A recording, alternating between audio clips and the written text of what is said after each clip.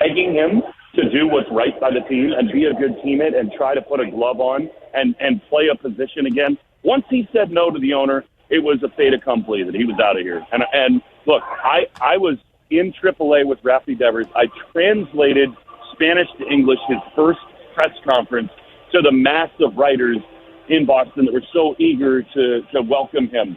And I have had so much joy calling his home runs, and he was a wonderful hitter and player for the Red Sox. But it was time. They had to make that move. Once he started bailing on the most fundamental obligations of being a good player and teammate, they had to set the tone. I'm thrilled that they did. I wish him well. There's no ill will. I think people misinterpret that, Matt. Like, nobody wants him to suffer or struggle in San Francisco, but everybody has turned the page, and this is not Mookie Betts. It's not Xander Bogaerts. It's not the same thing. This guy took a stand and said, I'm not going to be a good teammate, and the Red Sox said, okay, good luck in your next adventure. We'll see you down the road. And I think this team has galvanized around that. I thought it was a brilliant move. Will, do you see Theo Epstein? Does he hang around? Is he ever out there on the field watching BP? What's his presence level like? He's not very present at all. And I think that's a good thing. Like, you hear all these stories from Craig and others where he will help with a big contract negotiation. Like, I think he was active in figuring out how to get Crochet done. I know that he was really instrumental in figuring out a creative way to get Alex Bregman in a Red Sox uniform because, he's been in the fires. He knows these agents. He knows how to sort of, massage a big-time star player to figure out the dollars and the outs and the options and all that stuff. But Theo is doing the right thing. Remember, you know this, Cubs fans know this, Theo brought Breslow here to Chicago. Yep. And so there's a certain respect between those two where it's not father and son because Craig is his own man, and he's doing a great job adding guys and working this organization. But I think Theo is right down the hall, and if Breslow has a big decision to make, he's probably picking up the phone, bouncing ideas off the wall. But Theo is not present. He's not forward-facing on any level, and I think that's a really good thing. Will Fleming, thanks for squeezing us in, man. Have a great call, and I hope you can withstand the personality of Mike Monaco, the maniacal personality. What a jerk he is, huh? It's great to be here. Always great to catch up with you, and we're going to have some fun on here. Thanks, Matt. All right, buddy. We'll see you. Thanks. That's Will Fleming, Red Sox radio voice, working with Mike Monaco these days. And Mike lived here in Chicago for 5 years or so and is now doing great work with the Red Sox crew. It is Hit and Run. It is me, Matt Spiegel, here with you. We are just getting ready to get up out of here. The Red Sox and the Cubs will be coming your way at 1:20 pregame before that. Right now, the White Sox and the Pittsburgh Pirates are warming up. It's going to be Aaron Savali against Andrew Haney. In that one, Savali 1-6 in his White Sox career here so far with a 5.30 ERA.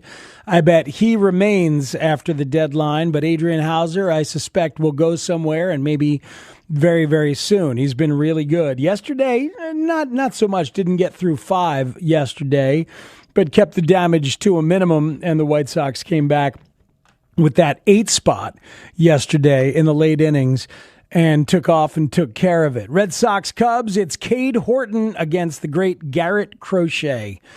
Was talking to Giolito in the Red Sox clubhouse yesterday and just talking briefly about that team that made the playoffs in the pandemic year with Ricky Renteria.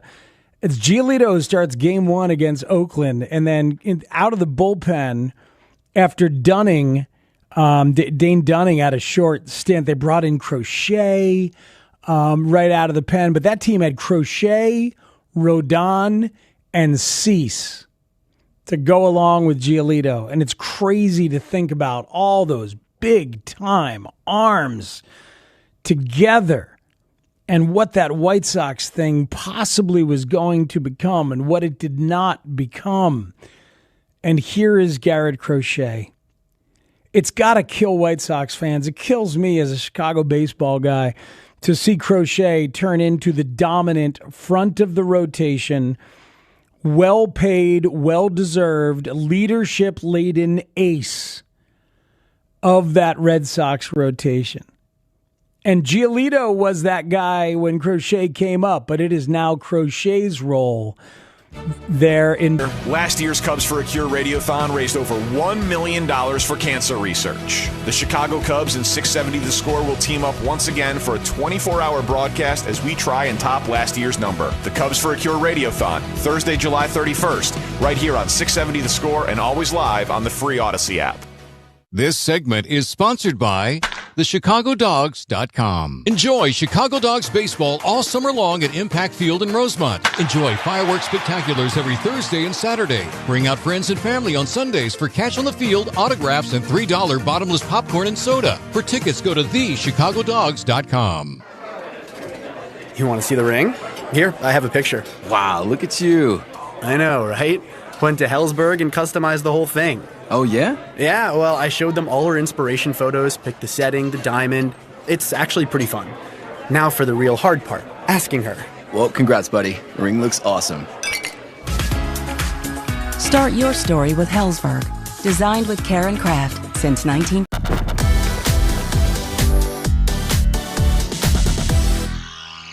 If you were to find a jersey, or if you swap a jersey, one of the players on the National League, who would it be? Who would you pick? Okay, so I got an Ohtani jersey last year, so nice. I'm gonna probably say Harper. Maybe Judge. He's one of the greatest to play the game in the last 5, 6, 7 years, so it'd be cool to have his jersey. Ellie's been fun to watch. Yeah, Ellie'd be a cool one. I mean, his jersey would probably be too big for me. It'd probably go down to my knees.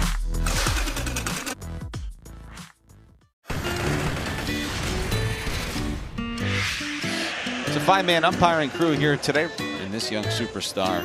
And did their feet get tangled up? Yes, so Hoppy Tritt, they got their feet tangled up before the ball came down. That goes helicoptering into the net. It's Pronto. And that ball is off the ladder. It's actually off the ladder. You never see that. A little tumble behind the mound, hat fell off. That was awesome. I mean, you just don't see that.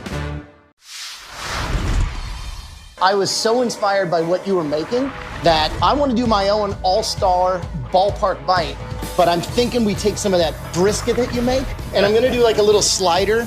Got the pepper jack cheese, some American, get it going with some of the barbecue sauce that you have, that spicy, delicious one, and then caramelized onions. Make like a little sandwich. We cool? Sound like a plan. I think we did good. Oh, thank you. Thank great. you. Thanks, Chef.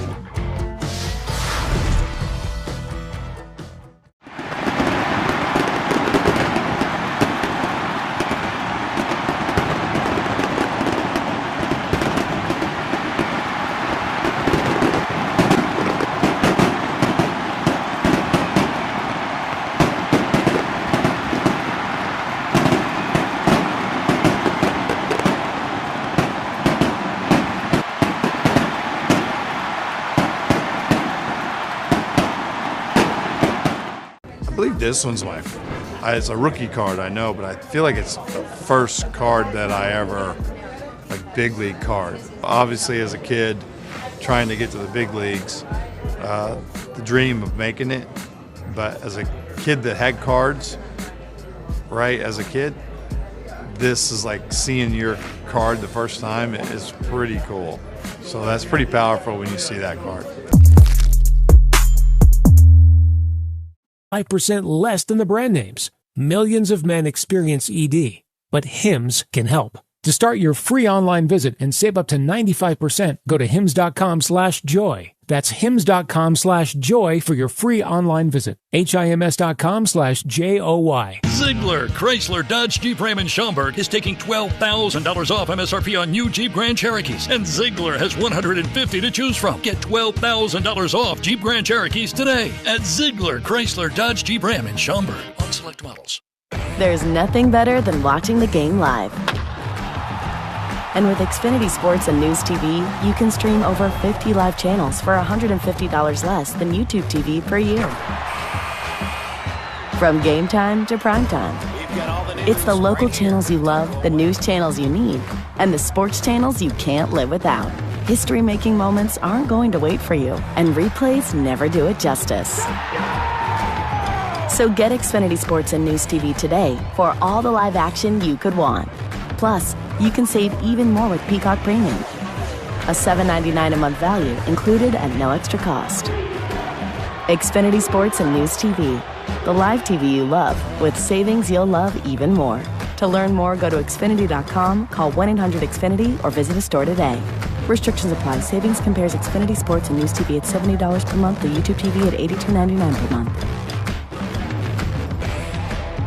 Want to rethink what's possible? How about being an investor? Not just in your future, but in the future. Well, it all starts with Invesco QQQ. For more than 25 years, this single ETF has given investors a direct line to the NASDAQ 100. That's 100 leading innovators behind advances in personal tech, science, and robotics, just to name a few. And you can access it all with Invesco QQQ. Let's rethink possibility. Invesco QQQ is the proud ETF partner of the Chicago Cubs. There are risks when investing in ETFs, including possible loss of money. ETFs' risks are similar to those of stocks. Investments in the tech sector are subject to greater risk and more volatility than more diversified investments. The NASDAQ 100 Index comprises the 100 largest non-financial companies on the NASDAQ. You can't invest directly into an index. Before investing, consider the fund's investment objectives, risks, charges, and expenses. Visit Invesco.com for a prospectus containing this information. Read it carefully before investing. Invesco is not affiliated with the Chicago Cubs. Invesco Distributors, Inc.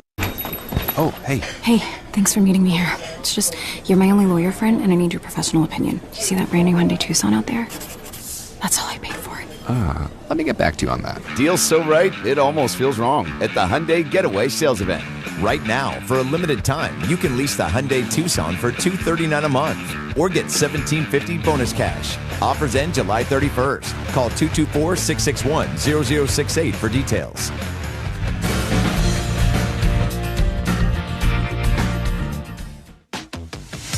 And now, Odyssey, WSCR, 670 The Score, and the Southwest Airlines Cubs Radio Network exclusively present the Cubs Radio pregame show, driven by your Chicagoland and Northwest Indiana Buick and GMC dealers. Brought to you in part by CatchDesMoines.com, Citgo, Chef IQ Sense, Ziegler Subaru of Kenosha, Fitzgerald Equipment, Patriot Pavement Maintenance, TimberTech Decking and Railing, Bet365, The Village of Bedford Park, and McGrath Acura of Westmont. And now your host, Zach Zaidman. On a Sunday afternoon at Wrigley Field, the Cubs have a chance to reach into the broom closet today as they go for a sweep against the Boston Red Sox. Hi there, everybody. Judson Richards in for Zach. The Cubs have held Boston's offense to just one run in 18 innings while improving their overall record to 59-39. That is the best in Major League Baseball. Time now for our conversation with Coomer, sponsored by Yingling Traditional Lager, the oldest brewery in America, and by Hatfield, Better Care, Better Pork. Zach is in for Coom today. Zach, good afternoon. You know, it hasn't just been the pitching in this series.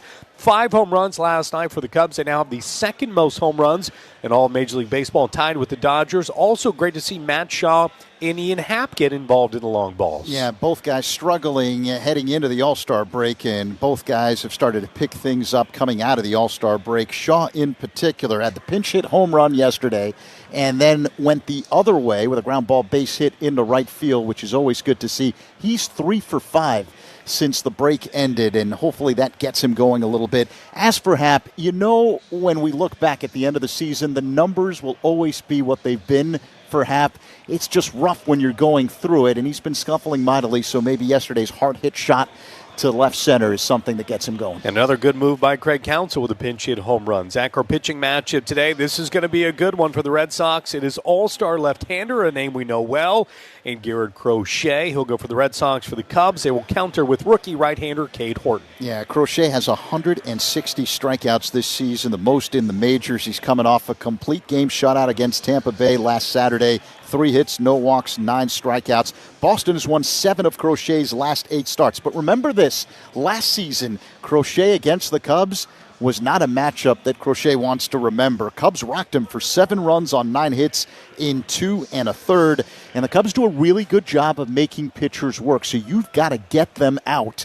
They're not going to help you out. That'll be interesting. And as for the Cubs, they've got a guy on the mound in Cade Horton who has generally been at his best against the best pitchers. Remember that matchup against Paul Skeens earlier this season? So maybe that gets him going today. Those were our keys to the game, sponsored by Heat and Frost Insulators and the Illinois Regional Insulation Contractors. Visit local17insulators.com, and by Toyota. Visit your Chicagoland Toyota dealer or toyota.com today. Zach, thank you. We will hear from you again shortly.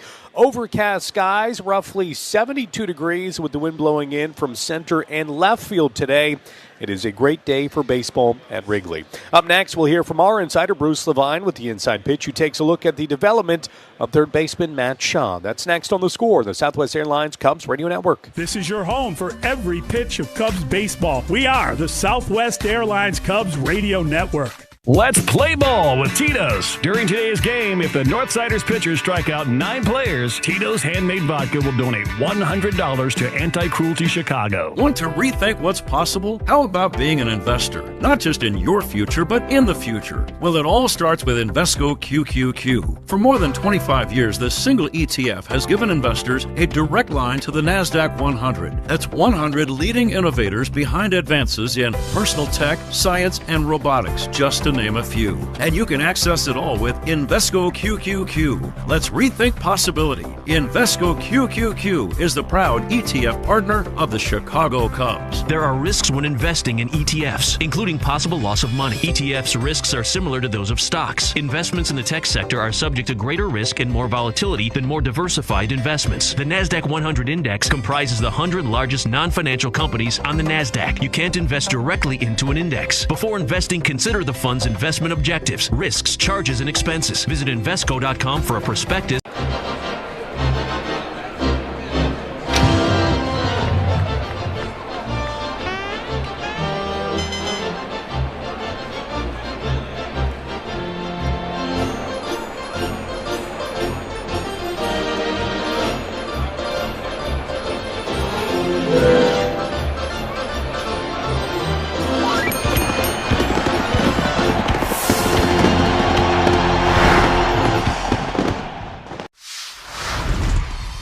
Do you guys make your own brisket here? Yes, we do.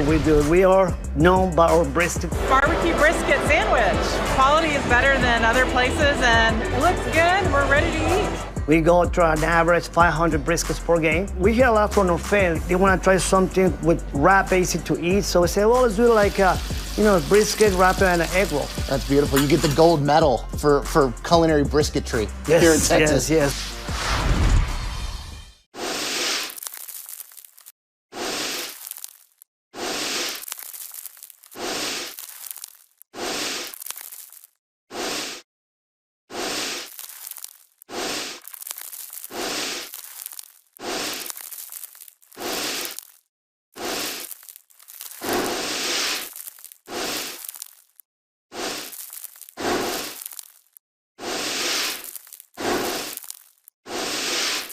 Break in 2024? I think just every day, just trying to come with a good attitude and be ready to play. I think it comes when it comes.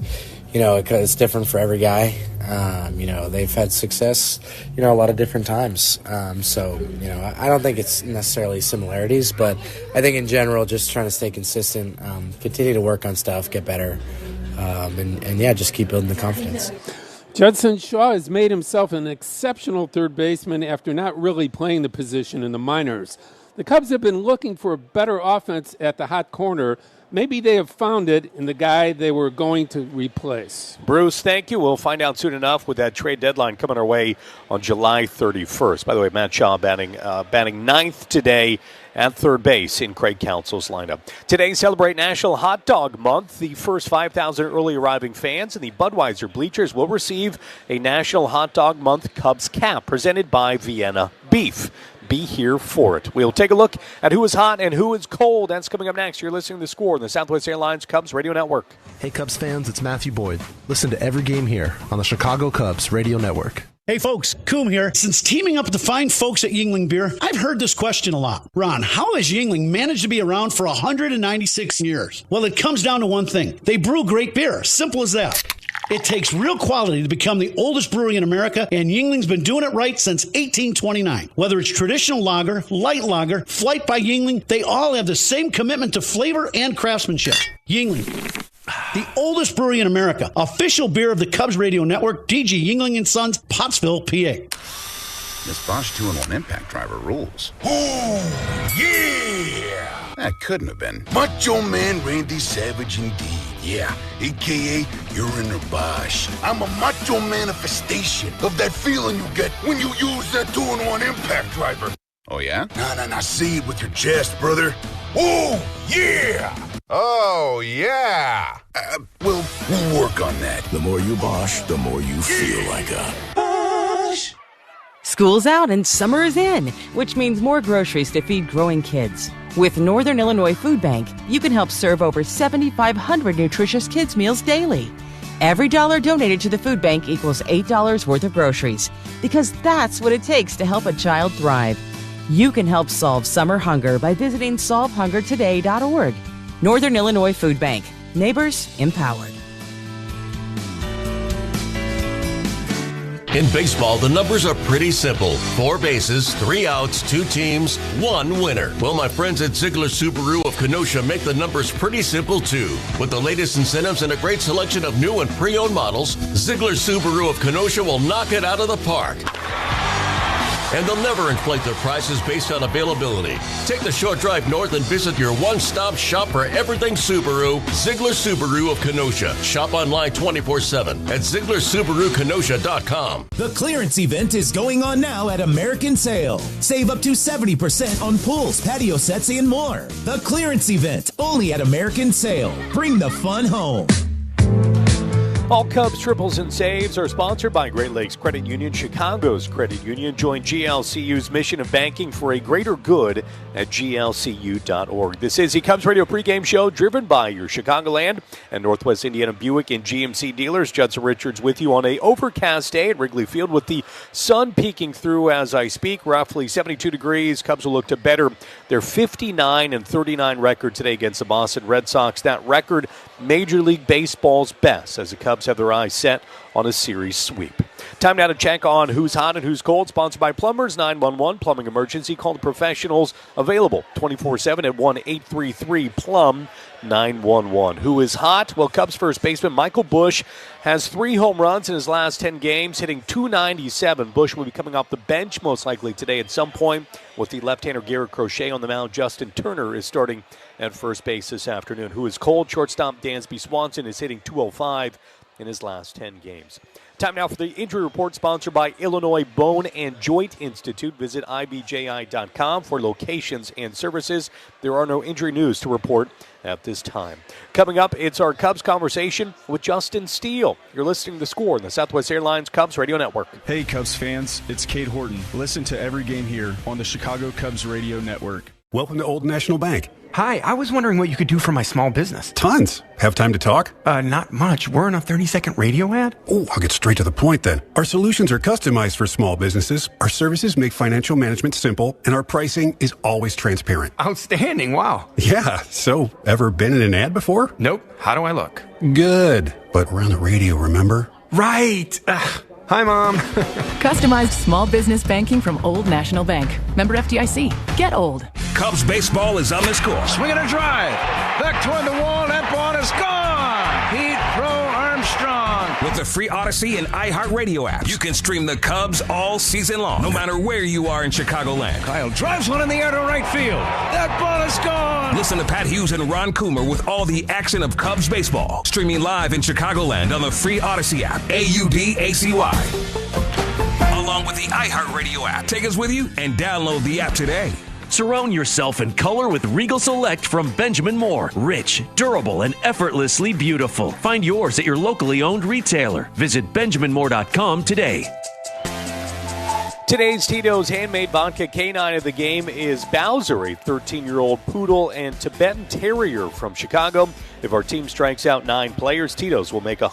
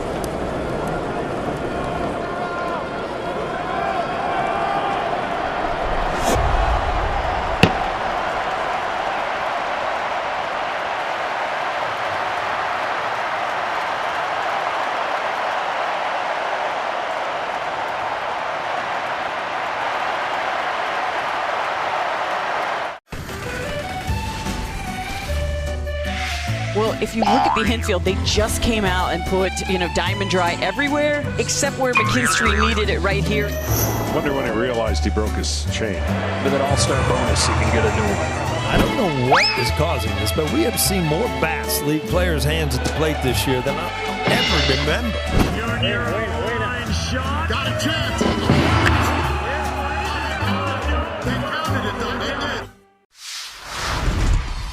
The name of the business is Legacy Catering. We all were talking about how Mom taught us all how to cook. She was a cook at the public school system for ages. So we all started to cook with her, so we decided, to do the business, so we went to figure out what we're going to call it. So we said, let's cook in honor of, our mother, so that's when Legacy came in. And just remember that Legacy Catering is about people, and this is what barbecuing is all about, and this is why we love it.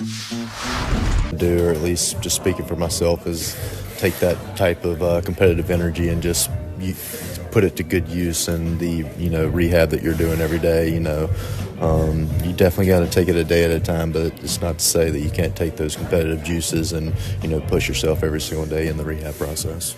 How do you enjoy these games, knowing your team is doing so well?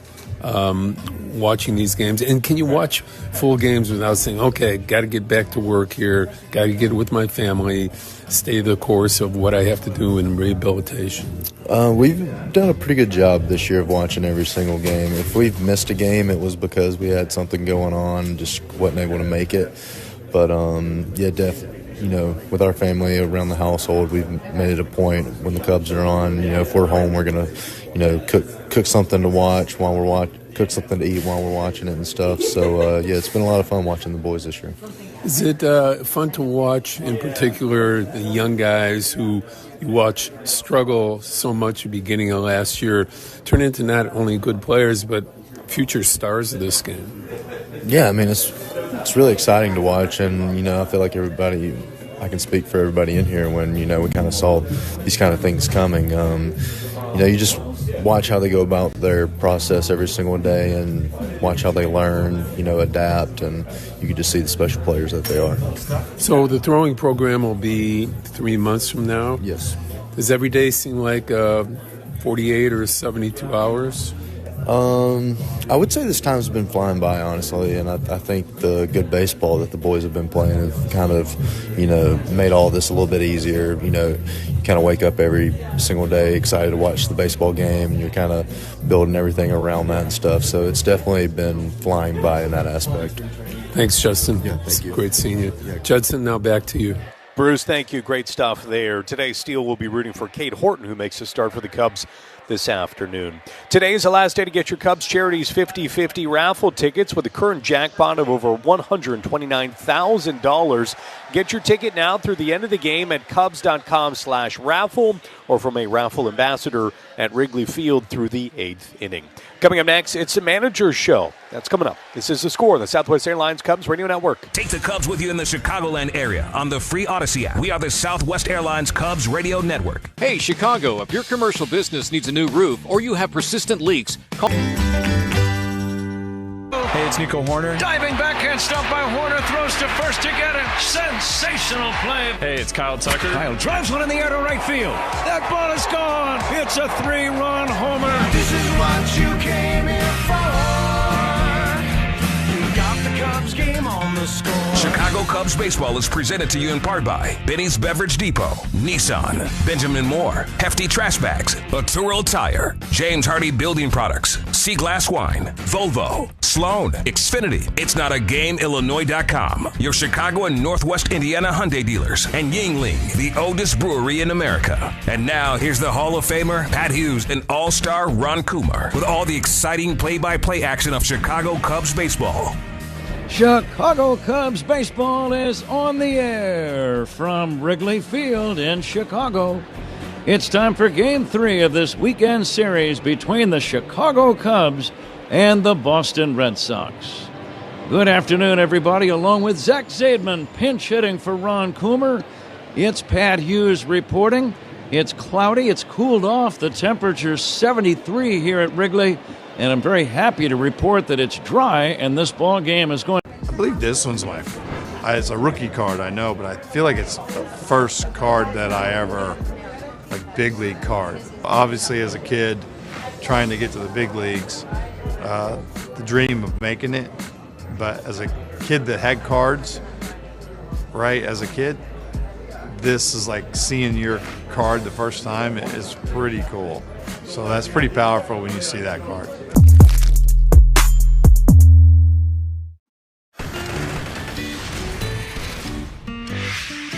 It's a 5-man umpiring crew here today in this young superstar.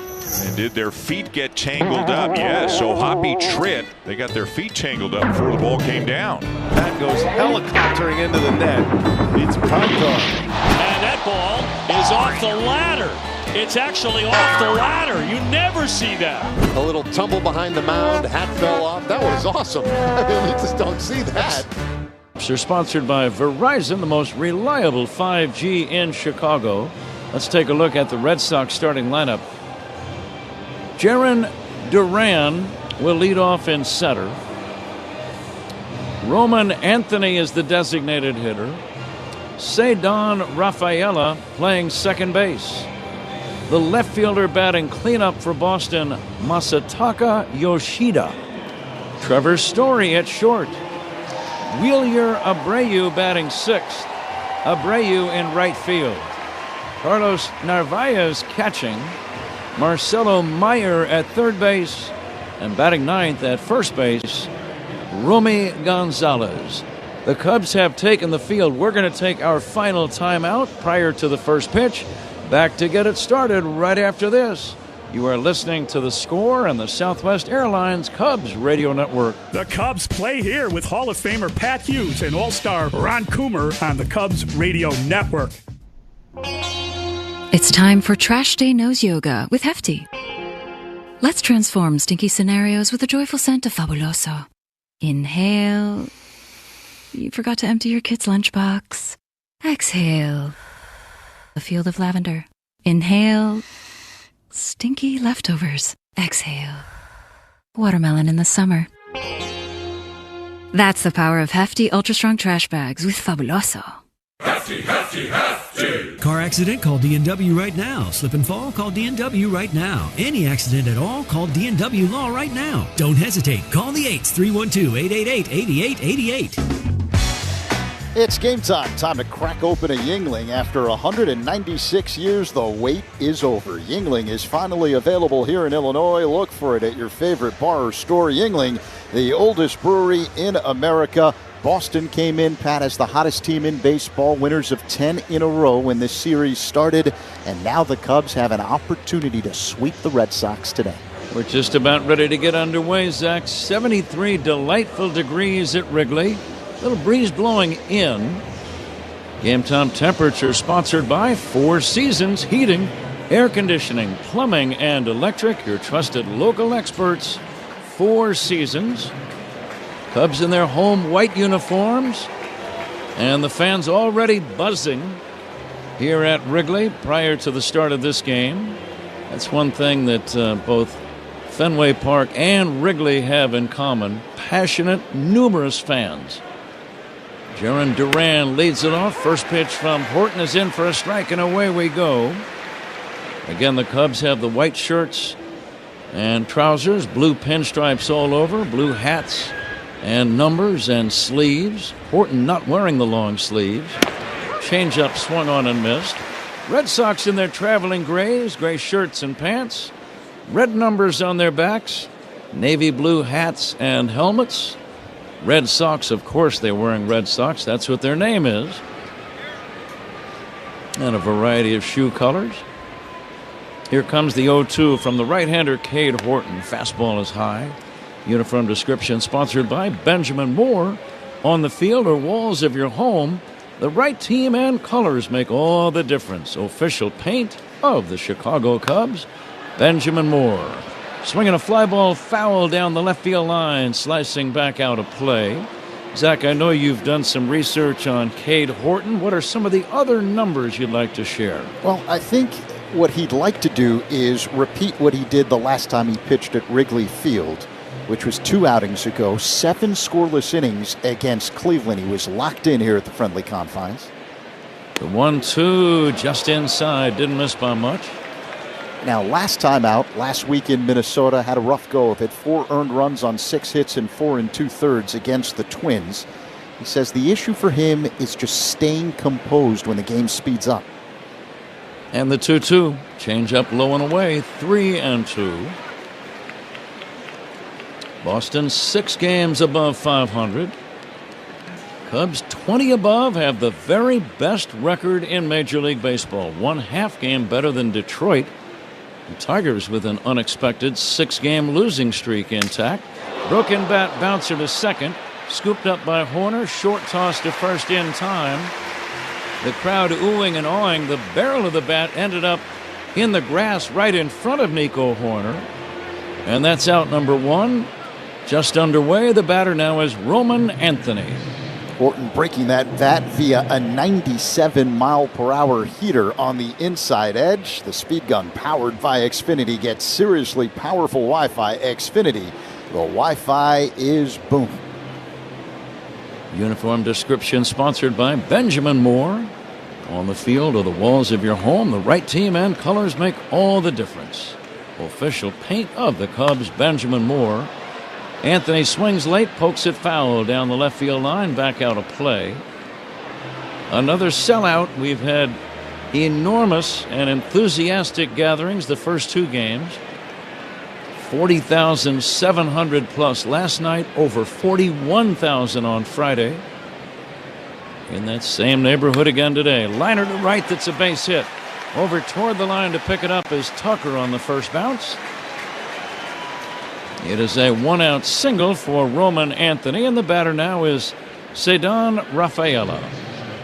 And Rafaela enters play riding a 12-game hitting streak, Pat. 2 for 8 in this series, hitting .271. Anthony to be held by Turner at first, Justin Turner. Horner way over near second. There's a huge gap on the right side of the infield.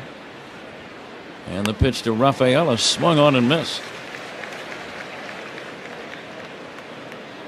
Horton overall 3-3. Facing the Red Sox for the first time ever. A strong right-hander ready and deals. Swing and a miss. He's ahead of him 0-2. Nice off-speed pitch.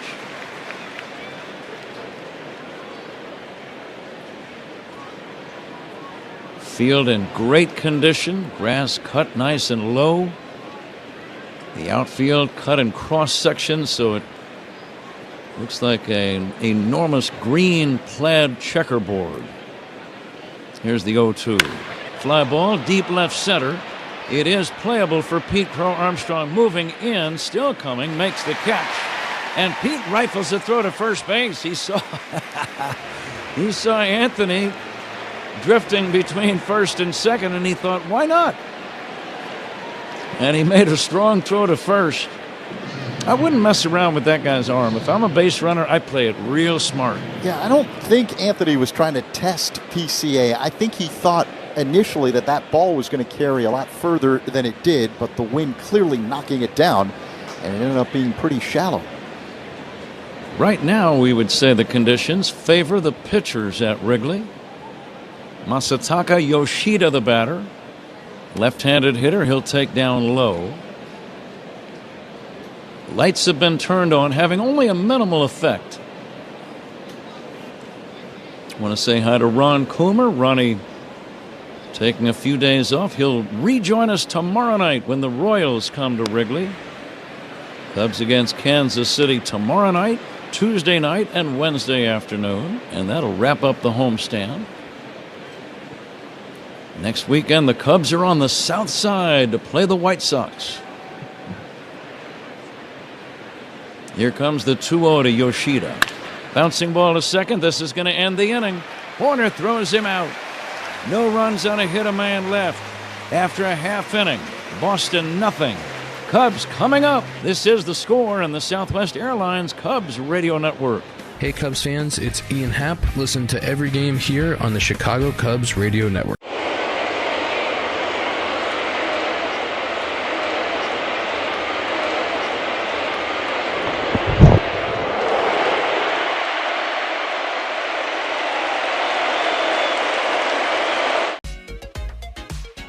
Well, this is a World Series card. Everybody said, you know, what's it going to be to pitch against Sandy Koufax, who's a dominant pitcher? I said, I hope I don't embarrass myself. And I didn't. You know, pitched my first shutout ever. We won 6-0, and my parents were there. My mom was afraid of heights, so she was in the upper deck. She had to come down and trade seats with somebody so that she could actually watch her 20-year-old son pitch a shutout in the World Series.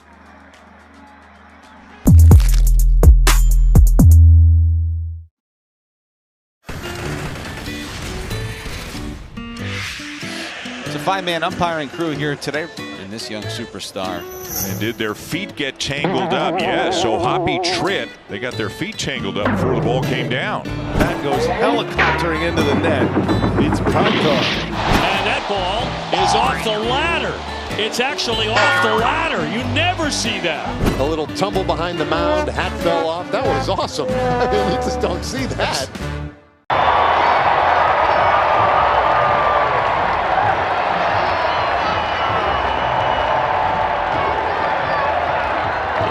Domestic data roaming at 2G speeds. Price guarantee applies to then current base monthly rate. Additional terms and conditions apply. Car accident? Call DNW right now. Slip and fall? Call DNW right now. Any accident at all? Call DNW Law right now. Don't hesitate. Call the 8s, 312-888-8888.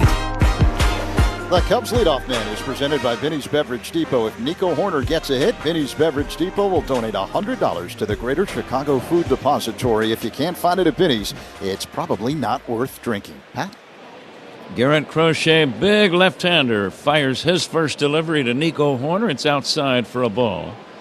And we're not kidding about the big aspect of Crochet. 6'6", 245 pounds. He brings it 1-0, and Nico lines one to center field. There's a base hit. To say the Cubs have started quickly on offense in the first two games would really be an understatement. Going back to Friday's game, Lucas Giolito, the Red Sox starter, walked the first two batters, Bush and Tucker, and then Seiya Suzuki drilled a 3-run homer. Cubs never looked back on their way to a 4-1 win. Last night, the first two batters went back-to-back against Brian Bayo. Homers by Michael Bush and Kyle Tucker. And here's Kyle now taking inside. So they have jumped all over the Red Sox starting pitchers. And again, Nico Horner gets a leadoff single. Let's see if this sparks a rally. Tucker hitting .281. Crochet to the belt, brings it. And there's a fastball strike. Zach, what are some of the numbers on Crochet that jump out at you? He leads the majors in strikeouts, Pat, 160 and 129 and a third innings coming into action today. A 2.23 ERA, that's second best. Nico leads at first, being held by Gonzalez. Tucker swings and fouls it back. Crochet coming off a complete game shutout last weekend against Tampa Bay. 3 hits, no walks. He struck out 9. Boston has won 7 of Crochet's last 8 starts. So you're telling us he is a very hot pitcher. There goes Horner. Big jump. Swing and a miss. Throw to second base. Sliding safely at second. Tucker swings and misses to strike out. But Nico, against the left-hander, had a huge jump. The throw by Narvaez in the dirt, but I think even a perfect throw would not have been good enough to get Nico Horner. I agree with you, Pat. That's stolen base number 17 for Horner. Another Cubs steal. Steals are powered by a Toro tire. Let's see if the Cubs can score first. As Seiya Suzuki steps in and takes inside for a ball. Now, Pat, I mentioned all those great numbers that Crochet has this season. Last time the Cubs faced him last season, Cubs rocked him for 7 runs on 9 hits in 2 1/3. Horner with his 17th steal. Seiya will take a strike. Not only have the Cubs stolen a lot of bases, but their percentage of success has been tremendous all year long. Take, for example, Nico Horner, 17 out of 20. 85% success. Here's the 1-1. A little nubber on the ground, right side, fielded by Crochet, and he'll tag Seiya about 10 feet in front of the bag at first. Advancing to third on the play is Horner. Pretty athletic play for a big man, Crochet. 6'6", 245, right? Very nimble. Fielded the ball and then whirled it toward the line to tag out a hustling Suzuki. You don't see many one unassisted putouts, but that's what we saw there. Horner at third with 2 down. And here's Carson Kelly trying to drive in the game's first run. Right-handed batting catcher. Pitch on the way to Carson is a strike. Crochet on the road this year, very impressive. 8 wins and only 1 loss. And a 2.13 ERA when he's been a visiting starting pitcher. Now the 0-1. Kelly takes outside for a ball. 1-1. We saw Crochet in a start against the Cubs when he pitched for the White Sox. And he did not have a good outing at all. That was last August. Here's a swing and a smash on the ground to short. Scooped up by Story. Throw to first in time. And that ends the inning. So the Cubs do not score. We go to the second inning. 0-0 ball game. Cubs and Red Sox on the score. And the Southwest Airlines Cubs Radio Network. The Cubs play a snack that Freddie cannot resist. I would have to say chips and guacamole. Organic mango, yep. Is that because of the strong Dominican contingent in the major leagues, bro? Has anybody ever struck out and gone crazy and smashed a cooler full of mangoes? Nah, our team's not really into smashing each other's stuff, I guess. Are you a seasoning guy? You like to drown your stuff in dips and sauces? No. Gotta watch my figure. And it looks great, brother. I appreciate it. Very sexy man. Yeah, Let's go, Freddie Freeman, ladies and gentlemen.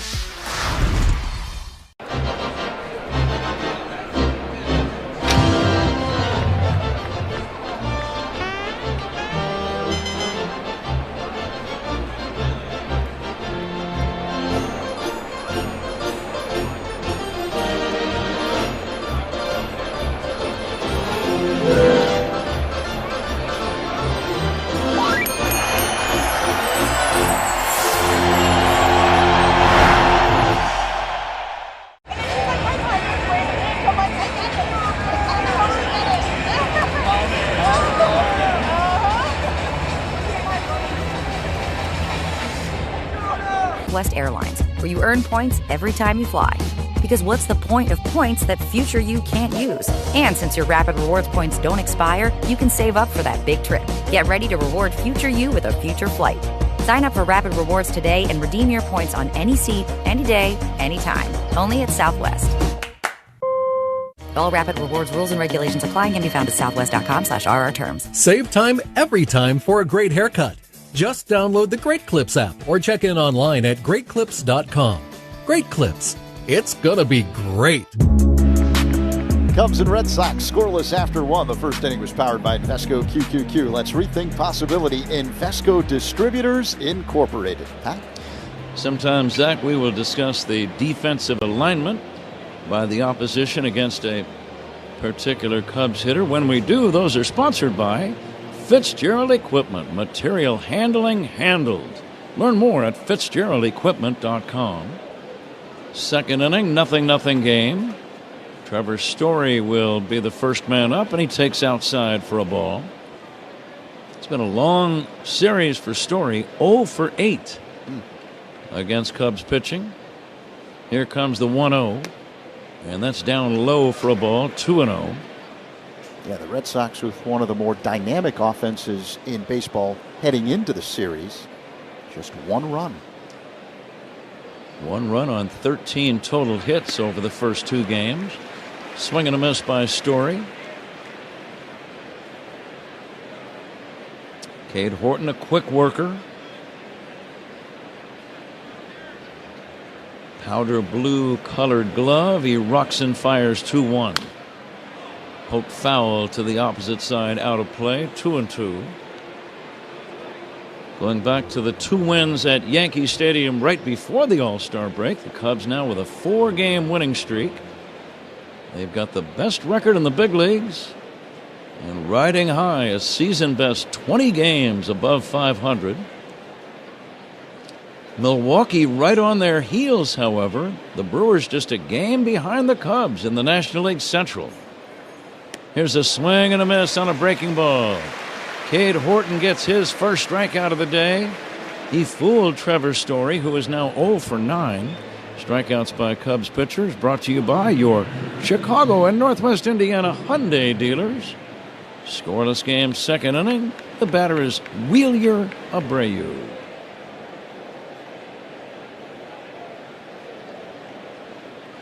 Abreu 0 for 4 against Cubs pitching this weekend. Bounces one toward the middle. That's where Dansby is. Gloves it over on the right side of second and makes the throw to first. And that's out number 2. 2 gone. The batter is Carlos Narvaez. Our second inning is brought to you by Sea Glass Wines, official partner of the Cubs, bringing the California coast to you wherever you are. Let's have our great engineer Paul Zarang at the controls. Judson Richards is part of our crew today. He'll chime in every now and again on the out-of-town scoreboard. Here's the pitch to Narvaez. Low and outside for a ball. Ron Coomer right now probably pouring through old media guides. Just trying to accumulate as much knowledge as possible, research. Or maybe he's just relaxing. I'm going to bet on the latter. Here comes the 1-1 to Narvaez, swinging a foul back. There's a reservoir of knowledge that Coom has. Looking forward to having Coom rejoin us tomorrow for the start of a 3-game set against the Royals. It'll be their first and only meetings against Kansas City for the year. There's a swing and a foul off to the right out of play. No score, second inning, 2 down, bases empty. Came back to Milwaukee. They beat the Dodgers again last night. Milwaukee has won 8 consecutive games. Swing and a miss, strike 3. Milwaukee has won 9 consecutive games. Let me correct that. 1, 2, 3 for Cade Horton as he strikes out Narvaez. We go to the bottom of the...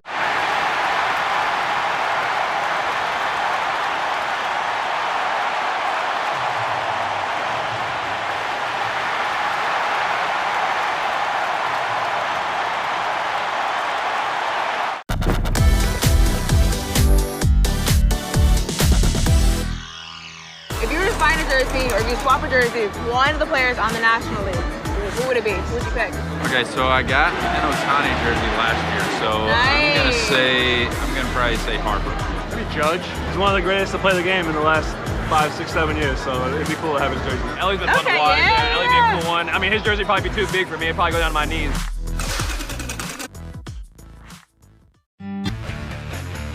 Make smooth cuts with the Bosch Miter saw. The more you Bosch, the more you feel like a Bosch. On Friday, August 1st, the Cubs take on the Orioles at 1:20. Up to the first 5,000 early arriving fans, 21 and older. And the Budweiser bleachers will receive Cubs flip-up sunglasses presented by Budweiser. Be here for it. Here's Pat Hughes. Very good, Judson. Thank you. Bottom of inning number 2. Here's a good matchup. Pete Crow-Armstrong against Garrett Crochet. Lefty to lefty. First pitch in there for a strike. Pete having another big series. 3 for 8 with a homer and a double this weekend. Here comes the 0-1. Breaking ball low and away. Meyer shallow at third. It's interesting because Pete Crow-Armstrong has bunted occasionally, but almost always they've been to the right side and not toward third. Here's a liner. Base hit down the right field line. It's going to bounce off the sidewall. Crow-Armstrong is heading for second. Head first slide. He's got a double. What speed that young guy has. A liner over the glove of a leaping first baseman Gonzalez. Abreu then disappeared from our view because we're blocked out by the sidewall. But Pete Crow-Armstrong never hesitated, Zach. He was thinking 2 all the way and gets a leadoff double with a head-first slide. Yeah, you're exactly right. As soon as he made contact, Pete Crow-Armstrong was thinking double, and the ball was fielded cleanly by Abreu in the corner off the sidewall. But PCA speed simply beating out the throw by the Red Sox right fielder. And now time is called as Craig Counsell and trainer Nick Frangella are running out to second base to take a look at PCA. He tried a head-first slide. They're looking at his forehead. Maybe some kind of a slight cut on the head-first slide. Maybe on a tag attempt he got whacked in the head. I didn't see it, but that's a possibility. Thankfully, nothing about his legs. And he's going to be fine. Craig Counsell and Nick Frangella head back to the third base dugout. Leadoff double. Let's see if the Cubs can grab the lead. But whenever you've won the first 2 games of a series and then you take the lead early in that final game, I've always thought that's a huge psychological edge. And it's a real demoralizing thing for the opposition. Dansby Swanson, the batter. The pitch to Dansby. Bouncing ball left side. Backhanded by Story. Long throw to first. Not in time. Holding at second on the play, Crow-Amstrong. Infield single, Dansby Swanson. Story almost made an incredible play, backhanding that ball. I didn't think he was even going to throw the ball, Zach. What an arm to make that a close play by Story deep in the hole at short. It is an infield hit. First and second, nobody out. And now Ian Happ, to bat right-handed, steps in. Ian with a homer and a double in this series. Cubs trying to grab the lead here in the second inning. 0-0 game. And the pitch to Ian. Fastball strike. This guy can bring it.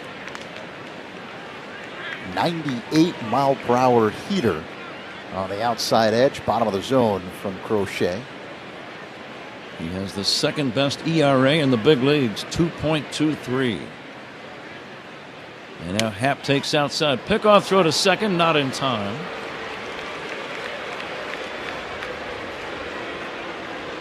One ball and one strike on Ian Happ. Outfield straight away. Big crowd at Wrigley ready to cut loose. Crowds have been wonderful all weekend. Runners take their leads, and the pitch to Ian, swing and a miss. I was expecting Crochet to step off. Crochet looked back at Crow-Amstrong. He was a good 20 feet off the bag and dancing toward third. But Crochet went ahead and made the delivery. I wonder if that was distracting to Happ. It might have been. And now the runners go, and they've got Pete Crow-Amstrong in a rundown between second and third. He's being run toward third, and he is going to be out. Advancing to second is Dansby Swanson. Well, the Cubs were thinking double steal, and now Craig Counsell is out to perhaps ask about the tag by the pitcher. It was Crochet who made the tag over at third. Was he blocking the bag illegally? That's what Craig, I'm sure, is asking. Yeah, that's what Pete Crow-Amstrong was trying to tell the third base umpire Ryan Wills, which is why Craig Counsell immediately hopped out of the dugout. And he's still having a pretty good conversation now with the third base umpire. Watching it again, the runners took off a little too early. Crochet was ready for it, and he threw the ball to third. And Crochet, kind of right in front of the bag, caught the throw. And he was kind of blocking a path for the runner to get to the third base bag. I can see where the argument is. But it was not enforced on this particular call. And I don't think that is something that is reviewable. Because if it was, they would have certainly reviewed that play. So one away and a man at second. And Happ hits a ground ball fair inside first down the line. It's going to drive in a run. Happ will hold at first. They throw behind him, and he's safe at first. Coming in to score on the play, Dansby Swanson. Ian hit it right off the end of the bat. A little squibber. It landed just fair, and it drives in the first run of the game. Cubs lead 1-0. Because Happ was hitting for the right side, the first baseman Gonzalez was pulled wide of the bag. So that spot was wide open for Ian. He takes advantage, and the Cubs strike first. Ian's 48th run batted in. And here's Justin Turner with one away and a run in the bank. And Justin takes high. RBIs by Cubs batter, sponsored by Old National Bank, where relationships and results matter. Get old. Old National Bank. Turner making his first start of the series. Takes outside for a ball. It's going to be tough to hit a home run today, Zach, in any direction. Wind blowing in. Now it's moving slightly toward left to right, but it's going to be hard to hit a home run, I feel. Yeah, pitchers' conditions today here at Wrigley very different from last night. Crochet deals. There's a fastball strike, 2-1. Always big to get that first run against a quality pitcher like Garrett Crochet. This guy had the second best ERA of any guy in the big leagues, so there's never a guarantee you're going to get any runs against a guy like that. But to get that first one is always a big barrier to cross. 100%. And the fact that they're making him work. You want him to have some difficulty. Remember, he threw a complete game last time out against Tampa. He has made 24 pitches in an inning and a third. Cubs lead 1-0. Turner will hit it foul out of play, 2-2. Now, I know Turner on the year is hitting just .214, but the number much better against left-handed pitching. He's batting .279 this season against left-handers. Justin with a couple of home runs. He's driven in 13. Slightly open stance, feet very close together. And the pitch to Turner. Off speed and down low, 3-2. Happ is a good base runner.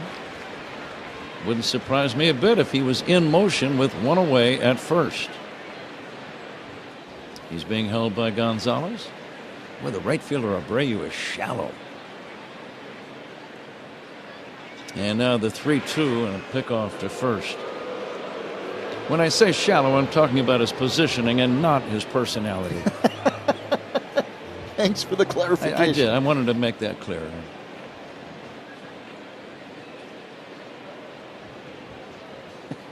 Turner waiting for the 3-2. And now time call. Pat, all reviews in this game are sponsored by Northwestern Medicine. A second opinion is always a good idea. Get yours at Northwestern Medicine. Cubs with a 1-0 lead, trying to sweep all three against the Red Sox. Kansas City is here tomorrow night. Go to Cubs.com for ticket info. The runner goes, swinging a high fly ball right center, shallow and playable. Abreu's going to make the catch. Ian Happ will hustle back to first. Ian was actually beyond second base and had to retouch on his way back to first. But he was running, which, again, Zach, was not a surprise to me. 2 down and the batter, Matt Shaw. Well, it's because of what you talked about earlier. With the wind blowing in, runs are going to be hard to come by today. That's right. And also you've got Crochet on the mound, who's as good a pitcher as there is this year when it comes to ERA. Matt Shaw 3 for 5 in this series. He'll take down low. Matt with a homer and a single coming off the bench in last night's game. You always hope a game like that will lead to another good game right away. The runner goes, the pitch, a strike, throw to second base, and Happ is going to be out at second on a good throw by Narvaez to Rafaela. 2-4 caught stealing. Shaw will lead off in the Cubs' third. We go to inning number 3. Cubs 1, Red Sox nothing. This is the score and the Southwest Airlines.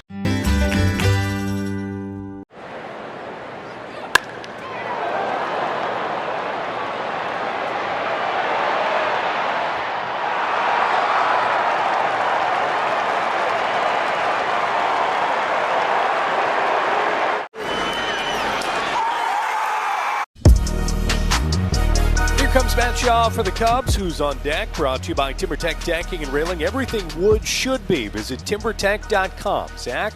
Judson, thank you. Bottom of the third. Cubs with a 1-0 lead. Garrett Crochet deals. Line drive off the glove of a leaping Rafaela. It ricochets into right center field. Give Matt Shaw another hit, his 4th of the series. Soft line drive right back through the box. Rafaela playing second base. Went back, made a leaping try, valiant effort. Got a glove on it, but couldn't hold on. Leadoff single. Let's see if that sparks a rally, Zach. No one out here in the bottom of the 3rd. Shaw at first, good speed, 12 stolen bases. The batter, Nico Horner, who singled in the 1st. The pitch. Outside, 1-0. I like the Cubs' approach, aggressive against Crochet. 9 batters, they've already got 5 hits. Lefty-righty battle, and the pitch. In there for strike. Cutter at the bottom of the zone, 1-1 on Nico. It's a big deal for Shaw. He's playing against the team he grew up rooting for as a kid in New England, the Red Sox. The pitch. Nico swings, lines one into center, racing in, and making a sliding grab is Duran for out number 1, as Shaw has to retreat back to first. It was a shallow sinking line drive. Duran was playing deep in center, raced in, forward slide, and caught the ball off to his left side. Nico was right on that one, though, Zach. Another hard hit ball. He singled to center his first time, almost had his 2nd hit of the day. So 1 on, 1 out for the Cubs here in the bottom of the 3rd. A 1-0 lead over Boston. Kyle Tucker at the plate, struck out swinging his first time up. Lefty-lefty matchup. Throw to first. Shaw dives back in safely. The throw to first was in the dirt, but smothered by Gonzalez, the first baseman. Get your station identification as soon as time permits. Crochet works on the extreme 3rd base side of the rubber. He peers in, acknowledges the sign from Narvaez, sets up high, looks at first. That's where Shaw is, and the pitch. Tucker bounces one, fielded on a high hop by Gonzalez, steps on the first base bag, throw to second, not in time, as Shaw slides in safely, but 2 away. Let's pause 10 seconds for stations to identify themselves on the score in the Southwest Airlines Cubs Radio Network. Covering the Cubs and all of Chicago's teams on the Spiegel and Holmes Show. Afternoons 2 to 6 on the score and the Southwest Airlines Cubs Radio Network. WSCR Chicago, WBMX HD2 Chicago, an Odyssey sports station. Bottom 3 here at Wrigley Field. The finale of a 3-game set between the Cubs and Red Sox. Cubs with a 1-0 lead. Matt Shaw at second, 2 away. Seiya Suzuki at the plate. And the pitch on the outside corner for a strike, 0-1. I wonder if the first baseman Gonzalez is thinking, did I make the right play there? If you're only going to get 1 on a ground ball, you always try to get the lead runner, which he did not do. The pitch bounces in the dirt as Suzuki has to skip out of the way. 1-1. But I think on the ground ball to the first baseman, he would have had time to throw to second to get the force out on the lead man.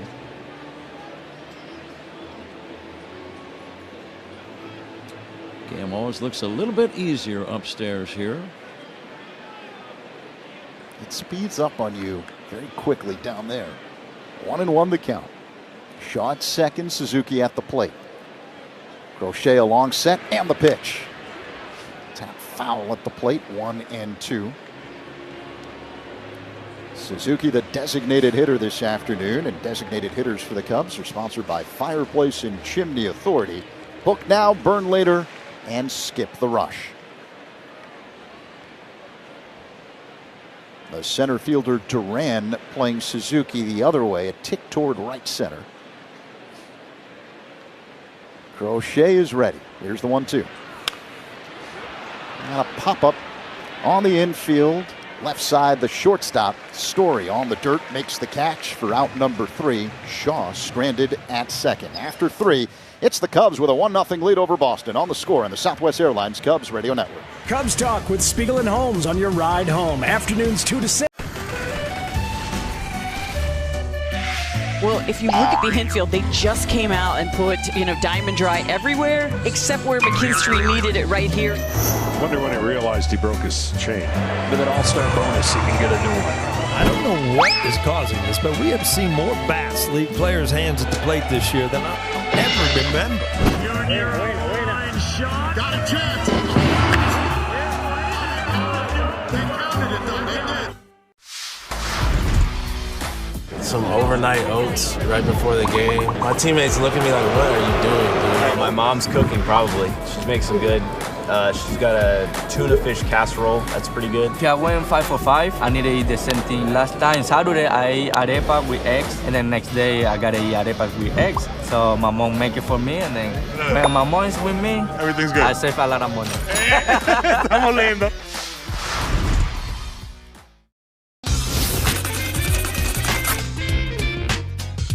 Tip of the cap, and now here we go. He gets Larry Walker, and here he is. He's going to face him right-handed. Why not? He looks like a catcher hitting. And now he's back to the left side, and a 2-out walk. So Walker reaches base after that first pitch. It was like the flyby here right after the anthem.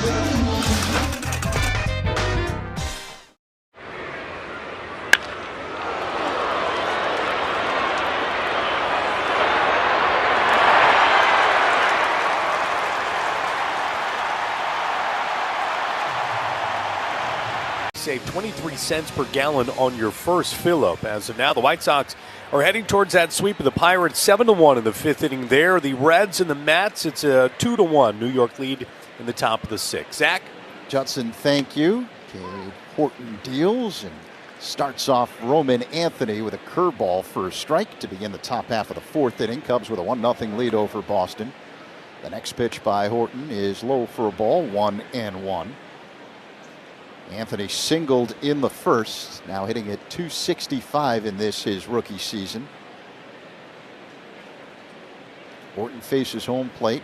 Now he whirls and deals. The 1-1, swing and a miss. 1-2. A changeup. Guys, we've got to play the Binny's Beverage Depot attendance game. If you can't find it at Binny's, it's probably not worth drinking. We've had quite an atmosphere here this weekend for this big series between the Cubs and the Red Sox. Horton kicks and delivers. And Anthony fouls it back out of play. 1-2. Zach, I'll go ahead and get us started. 40,004. 40,004. Here's the 1-2 by Horton. Outside, 2 balls and 2 strikes with Anthony at the plate. I'm going to go 40,850. The next pitch is low. So Anthony has worked a full count against Horton. Here in the top of the 4th with no one out and the Cubs up 1-0. Judson, what's your guess? Gentlemen, I was a little overzealous on Friday night. I think I overguessed popular or possible attendance. Pitch outside, ball 4, leadoff walk for Anthony and the Red Sox. I'm going to actually give myself a shot here today. I'm going to go with 40,500, and Mr. Zarang is going to shoot for 40K922. That's Paul Zarang, a.k.a. the Maestro, the man who helps us splash the speakers of your radio as well as all of your smart devices. The guesses are in. Cedar Rafaela at the plate. Here's the pitch. Rafaela takes a strike from Horton. Fastball, 96 miles per hour. Bottom of the zone, right along the outside edge. 0-1. Anthony being held on at first by Turner. Big hole on the right side of the infield with the right-hander Rafaela at the plate. Throw to first, diving back in safely ahead of the tag by Turner is Anthony. That's a pretty quick move that Cade Horton has. He's a big man, but very quick on his feet. Yeah, Horton has incredible athleticism. Here's the 0-1. In there, first strike. Sinking fastball on the inner edge at 95 miles per hour. He was a 2-sport star in high school in Oklahoma. Obviously baseball, but he wasn't just a pitcher. He played third base in college.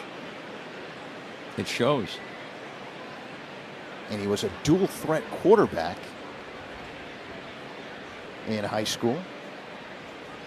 A long set by Horton. And the 0-2.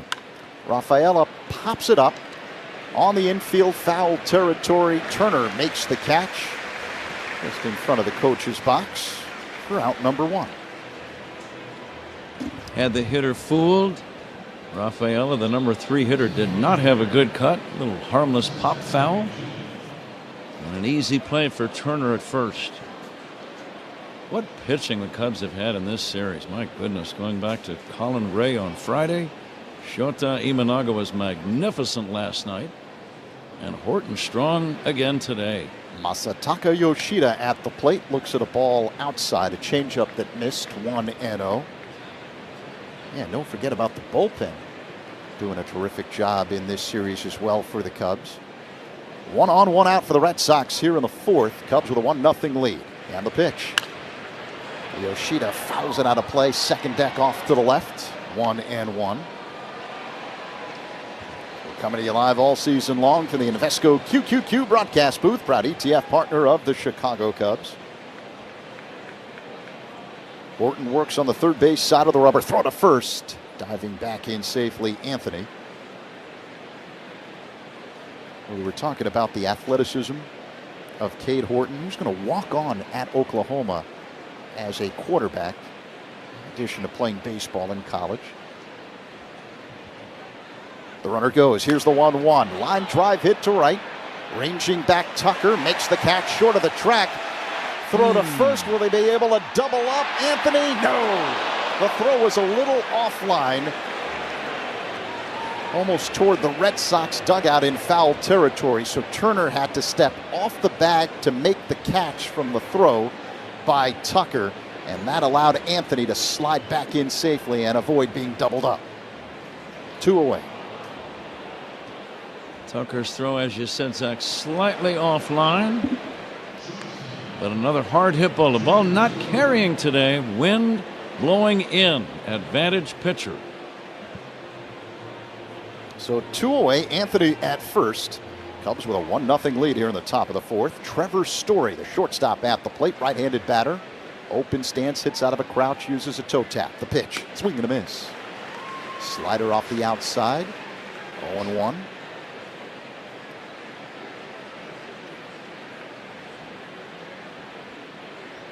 In his senior year in high school, Horton passed for 3,000 yards as a quarterback, 26 touchdowns. Boy, that's a big game.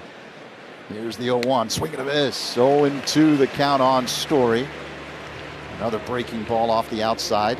Oh, wait, was that a season figure? That was a season, yeah. 26 touchdowns, 7 interceptions. Those get carried away sometimes. High-popping numbers. He also rushed for 1,100 yards and 15 touchdowns as a quarterback.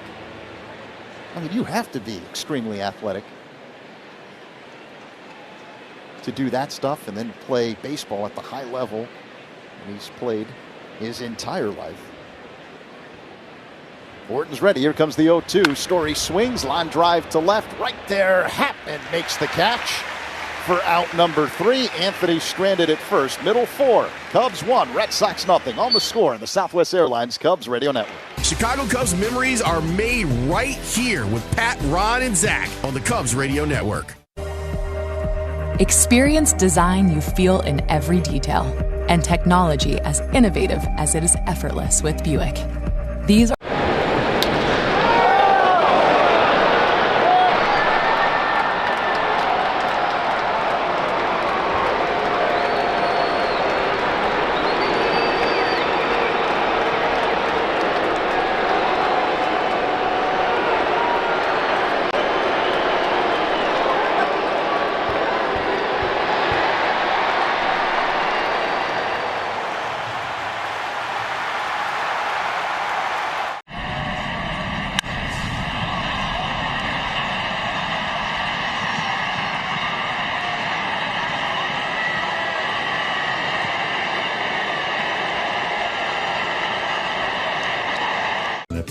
won a Cy Young, 73, 5, and 6, I've got an extra 5. And then it says, has worked as a TV commentator.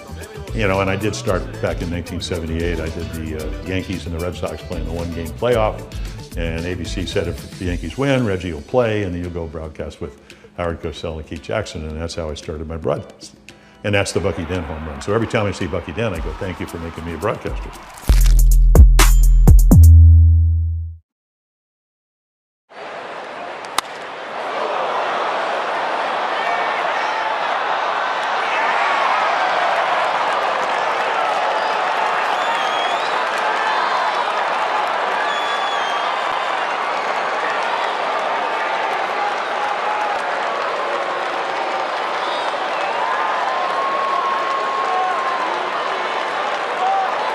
Cal Raleigh with 83.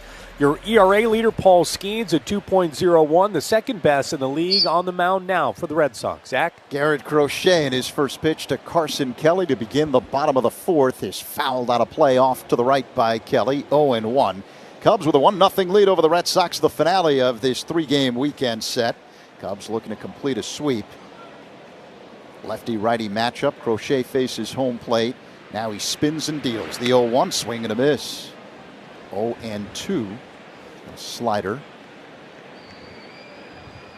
Kelly grounded out to first in the first. He's 0 for 1. The fourth inning is sponsored by Wintrust, home of the exclusive Cubs debit card, member FDIC, EHL lender. Crochet, high leg kick and pitch. Called, strike 3. Fastball clocked at 99 miles per hour on the inside edge. That got Kelly one away. Cubs have been aggressive, putting the ball in play early in counts. It's only the second strikeout of the day for Garrett Crochet. You mentioned earlier, Zach, he leads the big leagues with 162 strikeouts for the year. Pete Crow-Armstrong at the plate. And he checks swings at a pitch low on appeal. The third base umpire, Ryan Wills, says he went around. 0-1. Meyer playing in at third, wide of the bag. The pitch, a big swing and a miss. 0-2. That was power against power. Crochet rocked back and threw a 98 mile per hour heater right down the middle, and PCA couldn't catch up to it. 0-2. Now Meyer drops back. Here's the pitch. Swinging a foul back. Pete's hanging right in there. I don't see any bailout at all against the big, intimidating left-hander, Garrett Crochet. Yeah, that was a fastball up high. And PCA got a piece of it. Here's the 0-2. Up high, he laid off that time. Another fastball from Crochet. 1 ball and 2 strikes, the count on Crow-Armstrong. Crochet working quickly. Here's the pitch. Bounced foul off to the right into the Red Sox dugout along the first base line. 1-2. Finally threw him a breaking ball. That was a slider.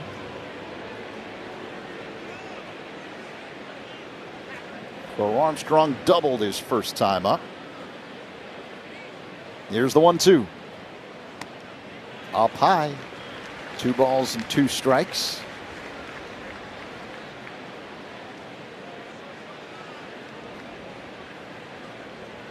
Lefty-lefty matchup.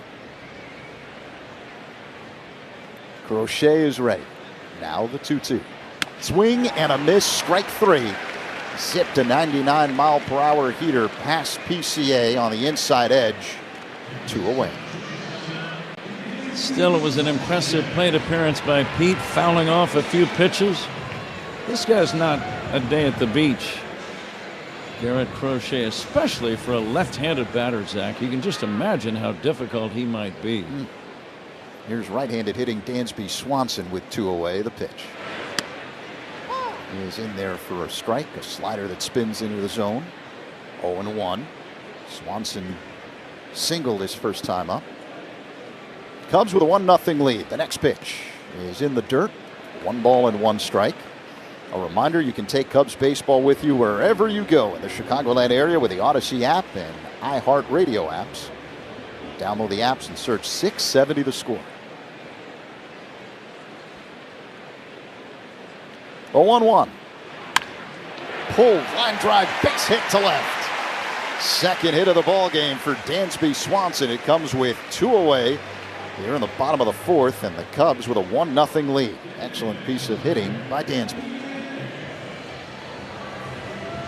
Keep an eye on Dansby. It's going to be tough to steal a bag against the left-hander Garrett Crochet.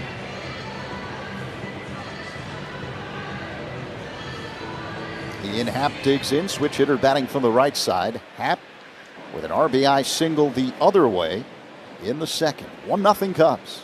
The pitch. Happ fouls it away, out of play off to the right. 0-1. Good to see Ian being aggressive. You mentioned the base hit the first time. Here he swings at the first pitch again. He was on him. Big hole on the right side of the infield. And the pitch. High and tight. Snap throw to first. Diving back in safely is Swanson ahead of the tag by Gonzalez. 1-1.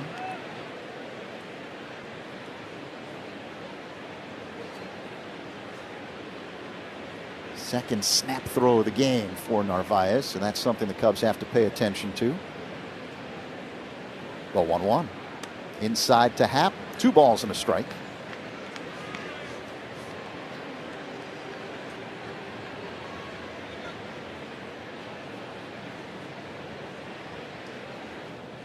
Swanson extends his lead off the first base bag. Happ waits. The 2-1. Outside. 3-1 now as Crochet misses with a sinking fastball. Cubs making Crochet work here today. 55 pitches. And the 3-1. Happ hits a high fly ball deep left center field.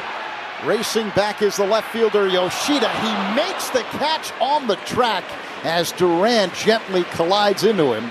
Everyone's okay. That's out number 3. And Swanson is stranded on the bases. After 4, it's a 1-0 lead for the Cubs over Boston. On the Score on the Southwest Airlines Cubs Radio Network. Listen for great Cubs guests all season long on the Score.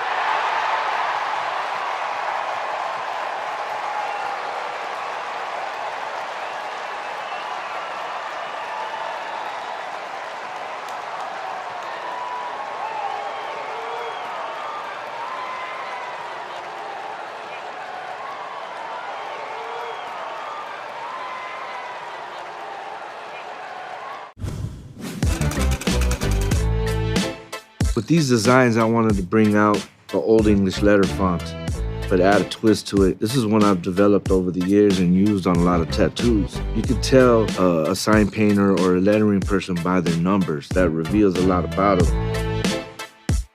It's an honor to design for the Dodgers. It's almost gone beyond sports, even into fashion. People wear LA caps all over the world.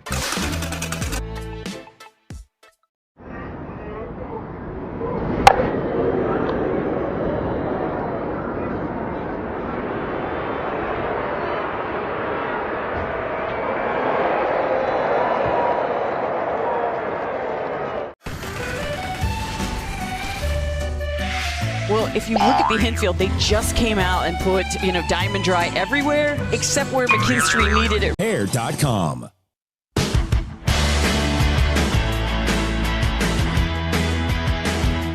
We are coming to you live all season long from the Invesco QQQ broadcast booth. Proud ETF partner of the Chicago Cubs. Here is the voice of the Cubs, Pat Hughes.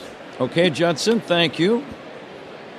Cubs lead 1-0. The run came in the second inning. An opposite field RBI single by Ian Happ. That's the difference so far. Wheeler Abreu batting, takes outside ball 2. Abreu, Narvaez, and Meyer against Cade Horton here in the 5th inning. Cubs trying to sweep all 3 against the Red Sox. Here comes the 2-0, and that's going to be outside and high, ball 3. Cubs will stay right here and entertain the Kansas City Royals the next 3 games. There's a strike, 3-1. Red Sox will head over to Philadelphia to play the Phillies in a 3-game interleague series. The 3-1 is high and outside, ball 4. Second straight inning where Horton has walked the leadoff batter. He got away with it in the 4th inning. Carlos Narvaez, the catcher, making his way to the plate.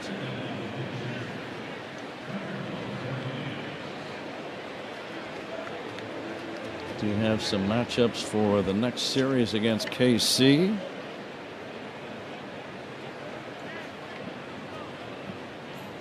Here's the first pitch on the way to Narvaez, way outside for a ball. Tomorrow night, Cubs have not yet announced their starter tomorrow night. Noah Cameron, a left-hander, will be starting for the Royals. The catcher Kelly out to see about Horton. Dansby Swanson comes in, probably something along the lines of, just throw strikes, we'll catch it, they'll hit it, we'll make plays. Matthew Boyd is scheduled to pitch the Tuesday night game. The Royals have not yet announced their Tuesday starter. And then the Cubs have not yet penciled in a starter for Wednesday against Kansas City's Seth Lugo. 2 night games and a day game. The 1-0 to Narvaez. From Horton out of the stretch. Check swing, breaking ball strike, a beauty, 1-1. I think part of the reason that the Cubs haven't named a starter yet for tomorrow is right now they only have 4 healthy starters because of the injury to Jamison Tyone. So you know one of those games is going to be a bullpen game, and the question is, who will you be able to use based on what transpires this afternoon? The 1-1 is fouled away by Narvaez.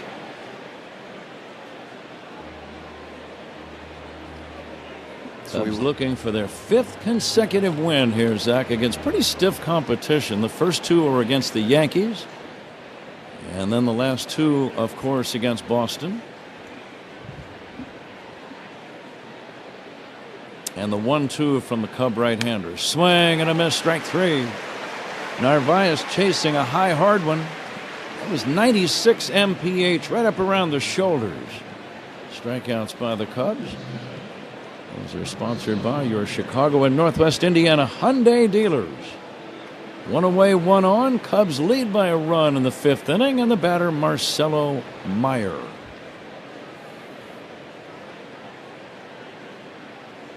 Abreu running the pitch outside, throw to second, good throw. He's safe at second. Dansby immediately points to the Cubs dugout as if to say, we really need to challenge that call. It was close. The ball beat him. And the fans are watching. And Craig Counsell says, yep, we're going to challenge that call. And whenever there is a managerial challenge involving an instant replay, they take a second look. A second opinion is always a good idea. Get yours at Northwestern Medicine. Perfect throw by Carson Kelly, right on the bag. Dansby's body in the one angle I've seen so far, Zach, blocking. Now here's a more clear view. Yeah, I think he got him. The tag was applied on the left elbow by Swanson, and it appears right before his hand touched the bag. This is going to be overturned. I would almost guarantee it. The tag on the left elbow, as you said, and the fingertips are still several inches away from the bag on the head first slide. I could tell by Dansby's reaction. Immediately he pointed over to Craig Counsell and says, Skipper, we got to look at this again. And Counsell turned around and waited for word from his replay man, Alex Smith, who said challenging. This shouldn't take much longer. Here it comes. After review, the ruling on the field is overturned. The runner is out. Normally the umpire has the microphone turned on. Maybe he's just a shy umpire and doesn't like to speak in public. Will Little saying that he was out. I didn't hear him say it. Well, if you were looking for Will Little, then that's probably the reason. Scott Berry was the guy with the microphone. But either way. And Scott's over at first. Where was he on the replay? He's the crew chief. He's the guy that has the microphone. See, I thought the crew chief was always involved in a managerial challenge, just so we can hear what their final verdict was. Am I incorrect on that? No, you are correct. It's always kind of funny, though, when an umpire is talking and you know he thinks he's going to be on the PA system and you can't hear a darn thing. Here's a pitch down low and the count 3-1. He's Probably grumbling to himself, and I rehearsed that all morning long. Here's a liner into right center on the run. Pete Crow-Amstrong. Diving try. It's off his glove. It's a base hit. He gets it back in. Pete with a valiant diving effort. He'll get an ovation and applause for the effort alone. The left-handed young center fielder racing into the alley. Tried to make a backhand catch. Got a glove on it, but as he hit the ground, the ball popped free. That's a base hit for Marcelo Meyer. Seemingly there is no ball out of his range, shallow or deep, left or right. How big is the caught stealing now? Enormous. Romy Gonzalez will take outside. And just watching PCA's mannerisms out in center field, he's ticked off he was not able to hold on to that ball. Now the pitch to Gonzalez inside 2-0. You love to see great defensive players because they have such pride in making the exceptional play that when they don't, Zach, as you say, they're disappointed in themselves. Here comes the 2-0, swing and a miss. Gonzalez may have chased the ball down low. But when a guy is a great defender, and I would already put Pete Crow-Amstrong in that category, absolutely. He thinks he can make every single play, and that's part of the reason why he's so good. Here's the 2-1. Driven toward right center on the run. Tucker there, slides and makes the catch. That ball may have been in the lights, and Kyle may have had to slide to get a different angle for his eyes to see that ball. I think that might have been the case. But he made the play and got the job done, and that ends the inning.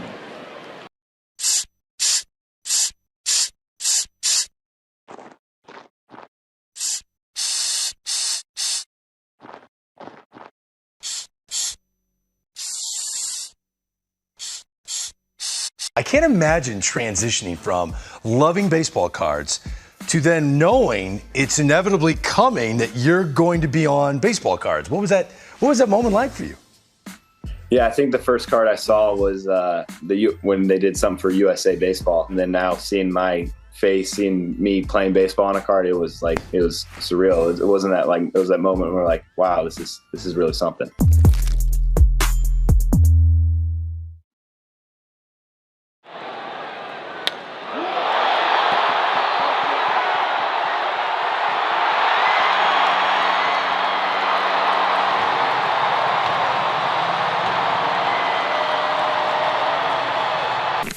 The oldest brewery in America. Official beer of the Cubs Radio Network, DG Yingling & Sons, Pottsville, PA. Dear summer, ready to get your adrenaline pumping? Toyota's got 25 vehicles with available all-wheel drive and four-wheel drive. Toyota, let's go places.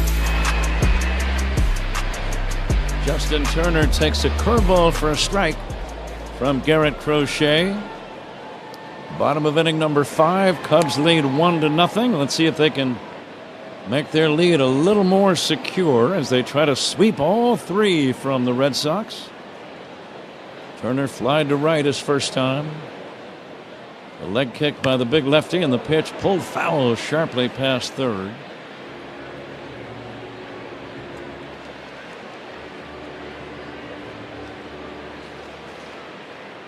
Texas plays a night game against Detroit later on this evening. The Brewers and Dodgers, they'll start in about a half hour at Chavez Ravine. St. Louis and Atlanta later on today. Here comes the 2-2. Turner takes outside. Crochet thought he might have caught the outside corner with that fastball. This guy's got a good arm. Big, hard-throwing left-hander. That was 97 mph. And the 3-2 to Turner. Swinging a ground ball to short, scooped up by Story over to first, and that's out number 1. Turner bounces out to short, and the batter is Matt Shaw.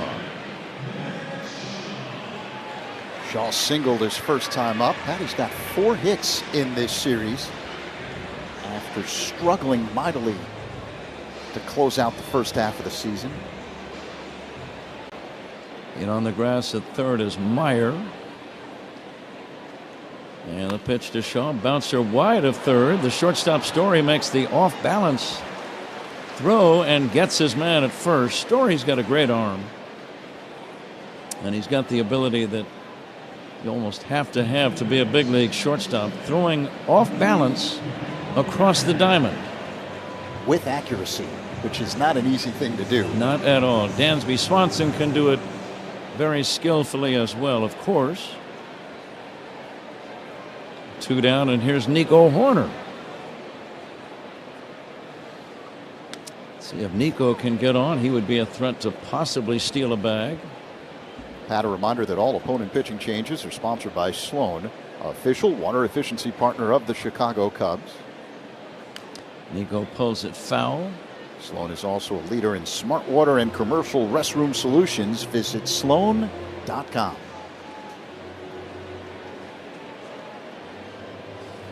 Speaking of visit, I enjoyed a visit over to Suits 2020 in Niles the other day. And thank you to Todd Doncourt of Suits 2020. The 0-2 is outside. Great sales staff. I worked with a gentleman named Angus. He could not have been more helpful. But you're going to be amazed at the great suits they have at Suits 2020. There's a liner into left field, a base hit.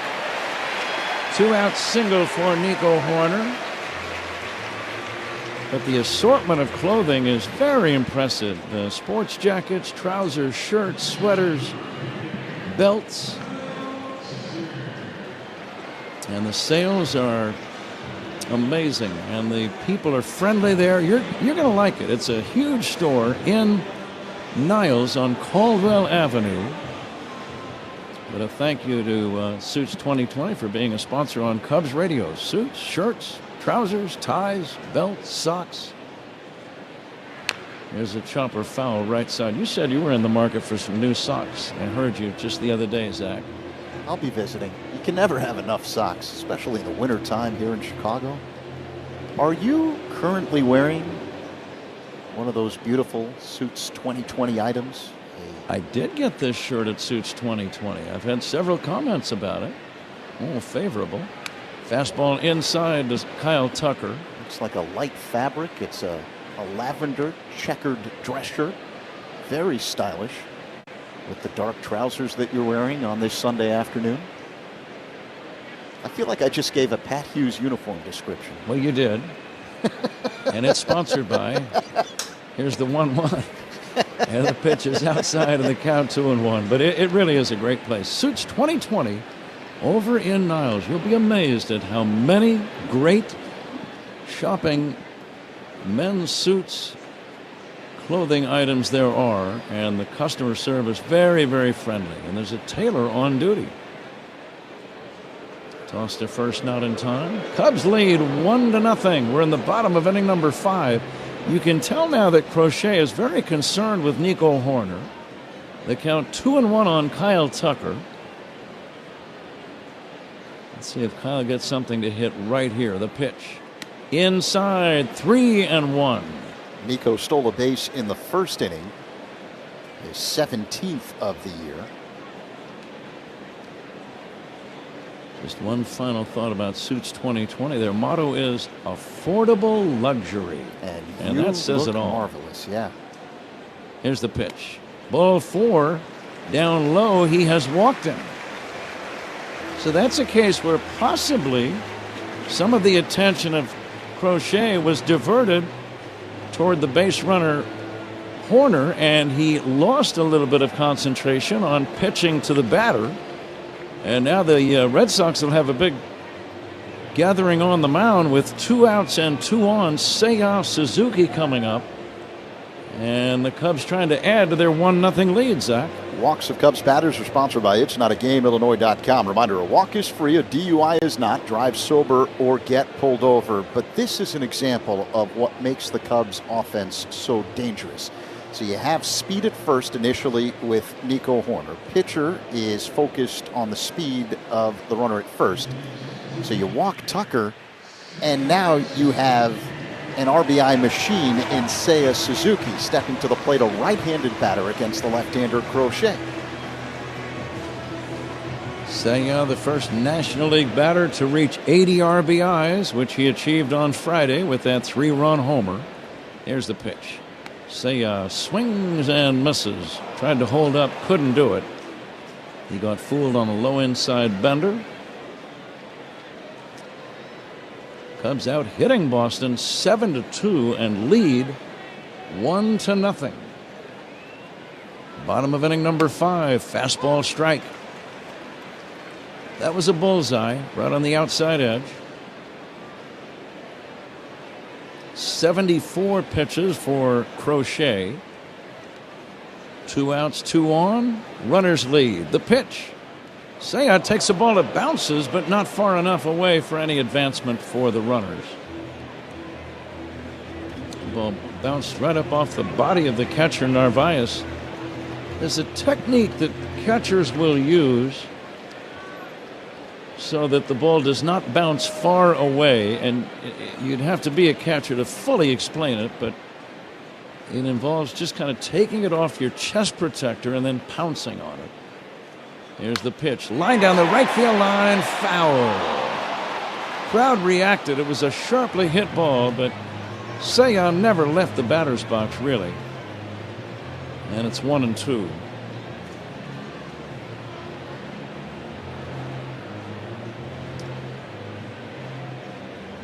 Crochet having a bit of an issue with the pitch comm device, if I'm reading things properly here. He's ready to work. And now the 1-2 pitch on the way to Suzuki. Low for a ball. And it's 2-2. Boy, another run or two would be gigantic right about now. The Cubs trying to sweep the series. Lead by a run. And the pitch. Low, 3-2. Slight advantage Cubs. Any hit to the outfield will almost certainly score a run, and a gapper could very well score 2. And the crowd senses the significance of this next pitch.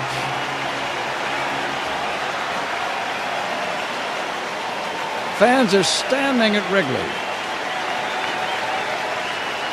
And the 3-2. Ball 4 high. Crochet thought he had him. It was a top of the zone backdoor breaking ball that just missed, apparently. Back-to-back walks. It loads the bags. And now Carson Kelly will be the batter in a very big spot in this game. The Cubs lead 1-0. And Carson trying to give the Cubs some breathing room. Crochet from the windup. The pitch. Swing and a miss. He threw it right by him. 97 mph on that one. Right at the top of the zone. I like the aggressive mentality, though, from Kelly. He knew he was going to get a strike. Here's the next pitch. Ground ball to the hole at short. Story's got to go to second. There's the force. That's the inning. Sharply hit ball, but Story made a good backhand grab. Sidearm the ball to Rafaela on the bag. They get the force on the sliding Suzuki, and that ends the inning. So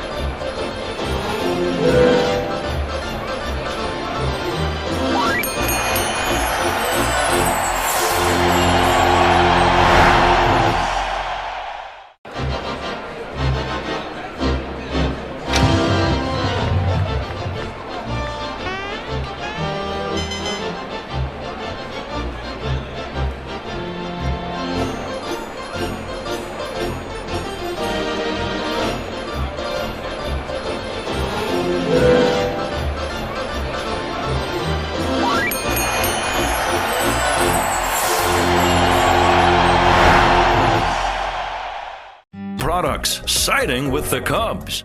At Wintrust, our approach lets Cubs fans show their pride anytime, anywhere. With the Cubs debit card from Wintrust Community Banks, you don't just swipe, you make a statement. It's like a megaphone for your wallet, broadcasting Cubs pride with every transaction. Visit wintrust.com/Cubs to choose an eligible account and score your Cubs debit card. That's wintrust.com/Cubs. Wintrust. Different approach, better results. Cubs debit card is not available at all Wintrust Community Banks charters. Member FDIC. Hefty Trash Bags, the official trash bags of the Chicago Cubs. Hefty Ultra Strong Trash Bags resist rips, tears, and leaks. Strength that's anything but ordinary. Hefty, hefty, hefty.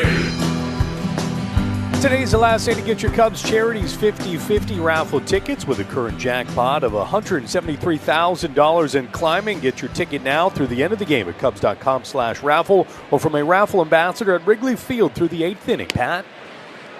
Judson, thank you. Cubs got a run in the second inning, an opposite field soft RBI single by Ian Happ. And that run looking bigger and bigger as we move along. 6th inning, Boston batting. Jarren Duran takes outside, 1 ball and 1 strike. Duran has grounded out and struck out today. Horton turning in another solid start by a Cubs starting pitcher. Seems like we've had nothing but that lately, Zach. Yesterday, a great outing for Shota Imanaga. Colin Ray pitched lights out on Friday. Duran checks and takes ball 4 down low. Or is that ball 3? I thought my eyes were playing tricks on me. That was ball 3, and then I saw Duran start to take off the shin guard and the batting gloves, and he dropped his bat. And Ryan Aditon said, Jarren, same rules as yesterday. Still need 4 balls to walk. And the 3-1. And that is going to be ball 4. And Duran hesitates as if to say, are you sure? Yeah, we're sure. Cubs do have some activity in their bullpen. Veteran left-hander Caleb Thielbar has started warming up. Horton approaching 80 pitches thrown today. He's at 77. Zach, this date in baseball history brought to you by the Village of BedfordPark.com. Now's the time to make history for your business in Bedford Park. Roman Anthony, the batter, and he'll take down low. Horton has only allowed 2 hits. And we are in the 6th inning of this game. Duran a good lead at first, held by Turner. He's not running. And the pitch taken outside, ball 2. Well, let's see what's happened on this date in baseball history. Again, now is the time to make history for your business in Bedford Park. Here's the pitch. There's a strike, 2-1. The late great Henry Aaron had his last home run, number 755 on this date, 1976.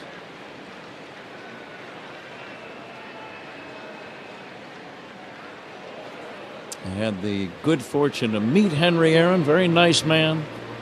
He and Dusty Baker were good friends. In fact, Dusty was in the on-deck circle the night that Hammer and Hank hit number 715 down in Atlanta. They were teammates on the Braves. And when Dusty managed here, swing and a miss, 2-2. I've told the story, Zach, that many times I would go right into the clubhouse and get the lineup from the Cub manager, whomever it might be. Mm-hmm. And so one day we were in Atlanta, and I walked right into Dusty's office, and seated right there talking with Dusty was none other than Henry Aaron. Wow. And I said, oh, sorry, guys, didn't mean to interrupt. Dusty says, no, sit down, say hi to Henry. So I sat down, happily. Here's the 2-2. Ground ball left side, fielded by Shaw, has to go to first, does. And now going to third is Duran, and the throw there, in time for a double play. What a play by Carson Kelly. What a play by Carson Kelly. And now, wait a minute, has there been interference called on one of the Cub defenders? Strange play. Shaw ready to shovel to second, nobody covering the bag, so he threw to first. They get the batter, Anthony, out, but the runner from first, Duran, rounded second, and apparently he was interfered with by a Cub, and that's why he is going to be called safe at third as we watch the replay, Zach. So Shaw had to make the throw to first, then Turner fired in the direction of third. And yeah, I see where the interference occurred as Duran rounded second. He collided with Nico Horner in the baseline, and that's the reason that it was called. So Duran safe at third. The batter is Ceddanne Rafaela. Infield in. It was slight contact. It almost looked to me like the runner initiated the contact more than the Cub defender.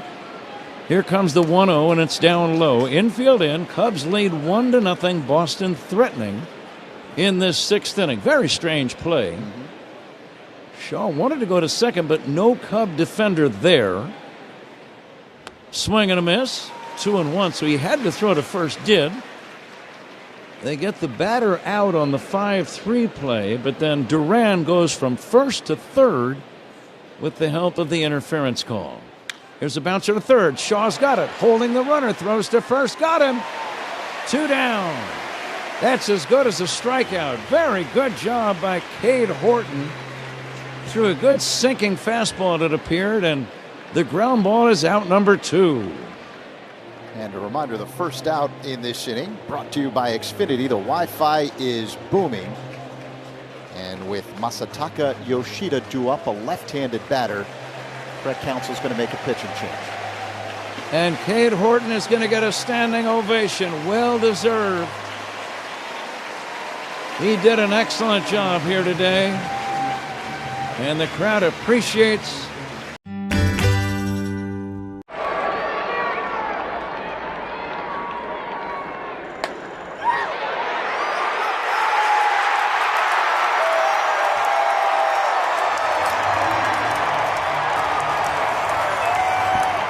It is a 1933 Gaudi Babe Ruth card. It is 8.5 PSA. It's graded higher than the one in the Smithsonian. This card at one point came with a pack or a stick of James Hardy Building Products siding with the Cubs. Pat? Caleb Thielbar, the new left-handed pitcher. His assignment is to face Masataka Yoshida, lefty against lefty. Potential tying run at third, 2 down, top of the 6th inning. Still thinking about that weird play where Duran went first to third as Thielbar goes to work on Yoshida. Swinging a foul back. Zach, you pointed out the great hustle by Carson Kelly, the catcher, running down to third to take the throw from the first baseman Turner on what almost was a miraculous double play. The 0-1 pitch, breaking ball in there for a call, strike 2. Yoshida has grounded to second and lined out to right. Thielbar ahead of him, 0-2. And the pitch. Swing and a miss, strike 3. Thielbar strikes out Yoshida. Red Sox don't score. We go to the bottom of the 6th inning. Cubs 1, Boston nothing. This is The Score on the Southwest Airlines Cubs Radio Network. Take the Cubs with you in the Chicagoland area on the free Odyssey.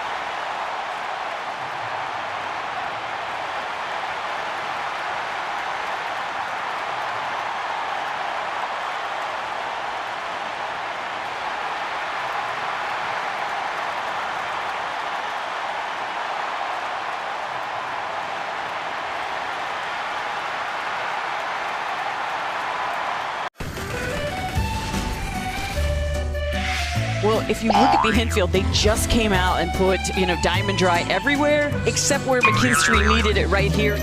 Wonder when he realized he broke his chain. With an all-star bonus, he can get a new one. I don't know what is causing this, but we have seen more bats leave players' hands at the plate this year than I ever remember. Line shot. Got a chance. Armstrong will get things started for the Cubs in the 6th inning. Who's on deck? Brought to you by TimberTech Decking and Railing. Everything wood should be. Visit timbertech.com. Here's Pat Hughes. Okay, Judson, thank you. Paul Zarang, our great engineer at the controls, with Zach Zaidman pinch hitting for Ron Coomer. Pat Hughes here at the ballpark. Cubs lead 1-0. Pete Crow-Armstrong leads it off. Garrett Crochet delivers a check swing. It's going to be a strike. Pete thought he checked his swing. Home plate umpire Ryan Adderton, I could see where they call that a strike. The third base umpire Ryan Wills made the call. Probably the right call. And the next pitch, Pete swings and fouls it back, 1-2. This date in baseball history. Here's a play that I would have liked to have seen. The final out of a no-hitter. Jim Bunning no-hit the Red Sox. There's a ball outside the PCA. Ted Williams was the final out, and he hit a fly ball to Al Kaline. Hall of Famers all over the place on the final play of the no-hitter by Jim Bunning. Bunning became the first modern pitcher to toss a no-hitter in both leagues. As a few years later, he would pitch a perfect game against the Mets on Father's Day of 1964. Jim Bunning. Here's the 2-2. Outside, 3-2. Crow-Armstrong today with a double and a strikeout. Cubs lead 1-0. The 3-2. Swinging a ground ball fair inside first down the line. It's going to bounce off the sidewall. Pete's going for 2. The throw by Abreu is not in time. It's a double. The ball got away at second. Otherwise, it might have been a close play. It's a leadoff two-bagger. He might be the only man in baseball who would try to get a double with that play right in front of him, Zach. Yeah, and the ball bounced off the sidewall right to Abreu. No other runner would think about taking second on that play, but Pete Crow-Armstrong was thinking 2 all the way, and his speed puts so much pressure on a defense. He plays with such exuberance. You've got to love that kid. Here is Dansby Swanson. After he was safe, he slammed the dirt with his hand triumphantly as the crowd roared their approval. Swanson 2 for 2 with a couple of singles. Cubs trying to increase their 1-0 lead. Pitch to Dansby. Swing and a miss. 0-2. And Pat, let's see what's on tap here in the 6th inning. Sponsored by Flight by Yuengling, the next generation of light beer.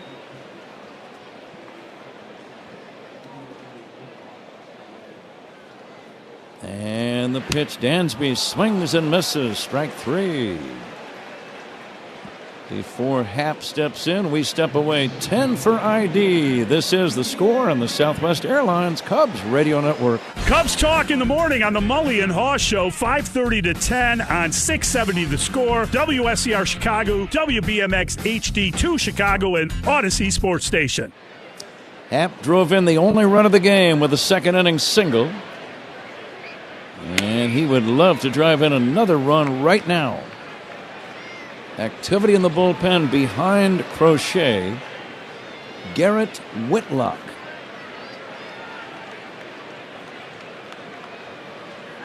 And now the 1-0. Swinging a foul off to the right, out of play. Whitlock is a right-hander, by the way. Boy, that's a big run at second right now. Happ's RBI, his 48th. Back in the second inning. Outside 2-1. Crochet has now thrown 94 pitches. Still throwing hard, Zach. I saw 96 mph on that last offering.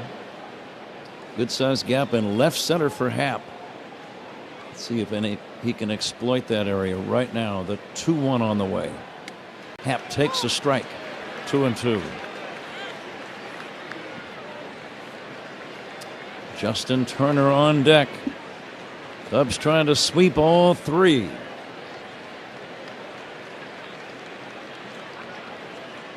And the pitch. Ripped on the ground, one hop to third, fielded by Meyer. He'll toss across in time for out number 2. Sharply hit ball by Happ, but right to the third baseman Meyer.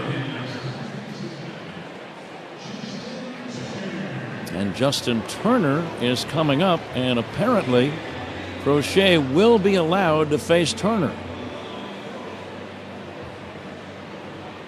Turner 0 for 2 this afternoon. Entered play hitting .279 against lefties this season. Justin swings and misses. And Pat, interestingly enough, Turner this year is hitting .364 with runners in scoring position. Let's see if he can come through right now, Zach, in that type of a situation. Crow-Armstrong with dust all over the front of his uniform after the headfirst slide at second. Takes his lead. Turner takes in the dirt. Down to third goes Crow-Armstrong safely. Now that's big on things like a potential wild pitch or pass ball here in the next couple of offerings, or it puts a little more pressure on the infielders on a ground ball. If they bobble it now, it means a run.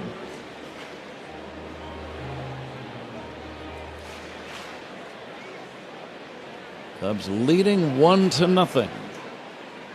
Crochet to work out of the windup and the 1-1. Turner takes a strike. Justin was not overjoyed with that call by Ryan Adeton. Looked like it just clipped the zone at the top along the outside edge, but borderline. And now the 1-2 on the way. Turner swings and misses, strike 3. He kind of got jammed, tried to check his swing about halfway through it, and down he goes on strikes. Cubs squander a leadoff double.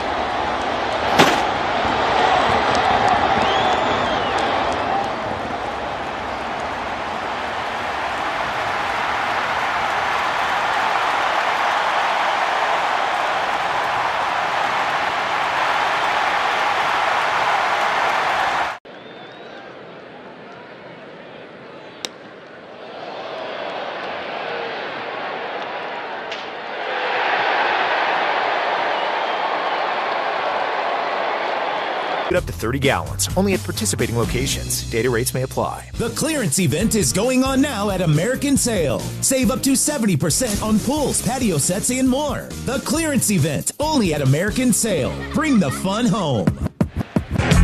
We're coming to you live all season long to the Invesco QQQ broadcast booth. Proud ETF partner of the Chicago Cubs. Top of the 7th here at Wrigley Field. Cubs with a 1-0 lead over the Red Sox. New man on the mound. Veteran right-hander Ryan Pressly takes over. He'll face Trevor Story to begin the Red Sox half of the 7th inning. First pitch on the way is low and outside as Pressly misses with a curveball.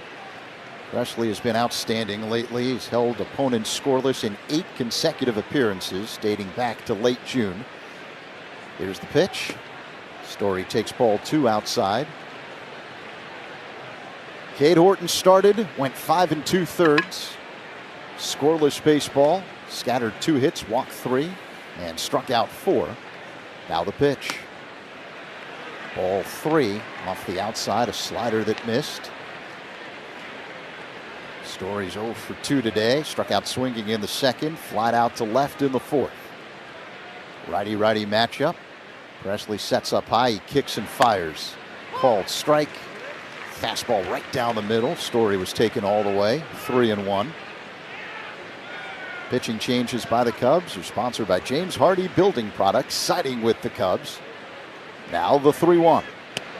Inside ball 4. Story starts off the 7th inning with a walk. He represents the tying run for Boston.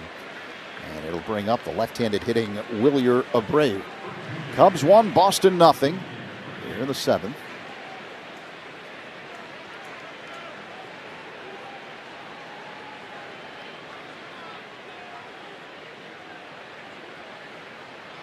Turner holding on Story at first.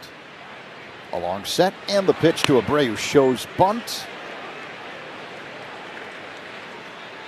And takes a strike. 0-1.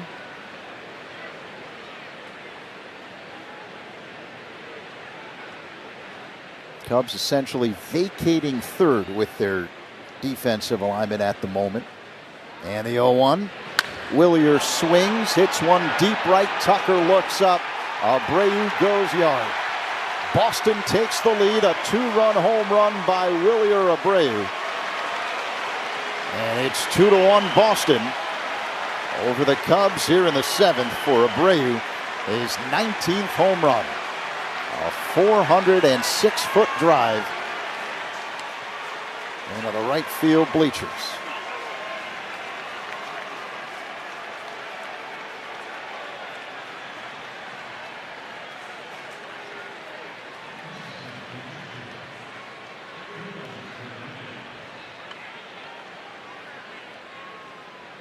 So the Red Sox now ahead. Still no one out here in the top of the 7th. It'll bring up the catcher Carlos Narvaez, who's 0 for 2 today.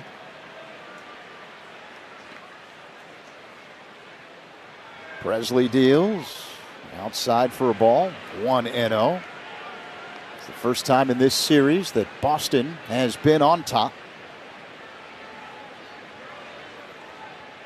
Cubs won 4-1 on Friday night, a 6-0 victory last night. The 1-0 popped up. Right field along the line, Tucker giving chase, but this one slices foul out of play. 1-1 strike on Narvaez. Acquired in an offseason trade by Boston from the Yankees. The pitch. Off the inside, 2-1. Most famous trade between the Yankees and Red Sox took place on January 5th, 1920. And it changed the course of baseball history. The 2-1. Called strike on the outside corner. 2-2 now on Narvaez. As Presley spun a slider into the zone. That was the deal, of course, that sent Babe Ruth from the Red Sox to the Yankees. Here's the 2-2. Called strike 3. Fastball. Bottom of the zone right along the inside edge. Froze Narvaez. One away. A first out brought to you by Xfinity. The Wi-Fi is booming.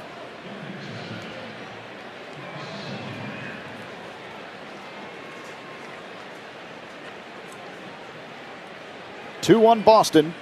Here with one down in the top of the 7th. Marcelo Meyer at the plate. First pitch swinging, hits a fly ball, shallow center. Coming in, Pete Crow-Armstrong, and he makes the catch in short left center for out number 2. And that'll bring up Romy Gonzalez, the first baseman, and the number 9 hitter for Boston. The hardest working player of the game is brought to you by Bosch Power Tools. The more you Bosch, the more you feel like a Bosch. I would have to say that's Cade Horton today. He threw 5 2/3 of scoreless baseball. Gonzalez looks at a strike, a fastball at the bottom of the zone on the inside edge from Presley. 0-1. Righty-righty matchup. And the pitch. In the dirt, 1-1 strike.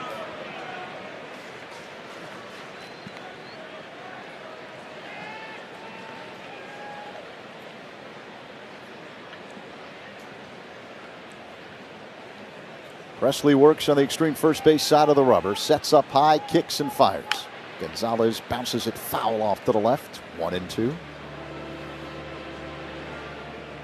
Right-hander Garrett Whitlock continues to throw in the Boston bullpen. Left-hander Drew Pomerantz is now up in the Cubs pen.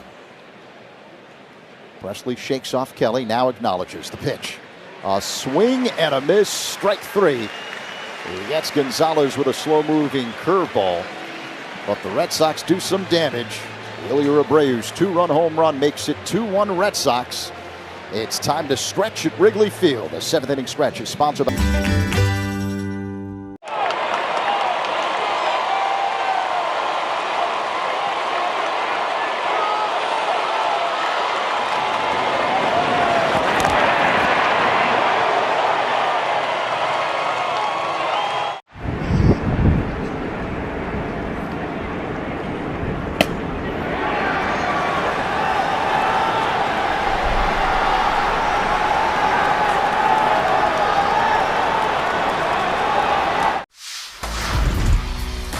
Some overnight oats right before the game. My teammates look at me like, what are you doing, dude? My mom's cooking, probably. She makes some good. She's got a tuna fish casserole. That's pretty good. I went 5 for 5. I need to eat the same thing. Last time, Saturday, I ate arepa with eggs, and then next day, I gotta eat arepas with eggs. So my mom make it for me, and then when my mom is with me, everything's good. I save a lot of money. Estamos lindo. Whether it's in the stands or on the couch. So pour yourself a glass and slide into your coastal state of mind. Look for Sea Glass in the wine aisle at your local retailer. Sea Glass, official wine partner of the Chicago Cubs. Michael Busch pinch hitting for Matt Shaw to begin the last of the 7th, and he looks at a slider for a strike from the new man on the mound for Boston, right-hander Garrett Whitlock. 2-1 Red Sox. The pitch is hit foul on the ground off to the right, 0-2. Whitlock takes over for the starter Garrett Crochet, who went 6 innings, giving up just 1 run on 8 hits, 2 walks, and 5 strikeouts. Crochet today threw 100 pitches, 64 for strikes. Righty-lefty battle. Now the 0-2. Busch looks at the ball low and inside, a slider that missed, 1-2.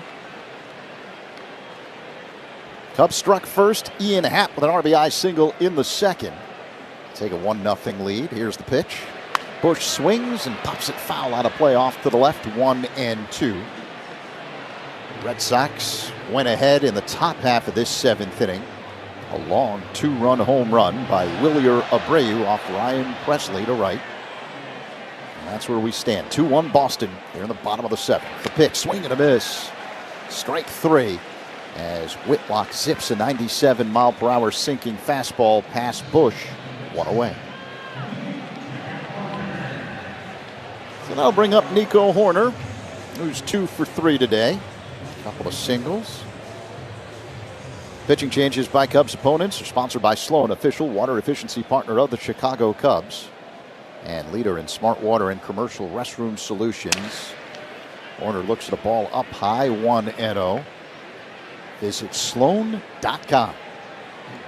Nico on the year hitting at .289 after his 2 hits so far today. The pitch.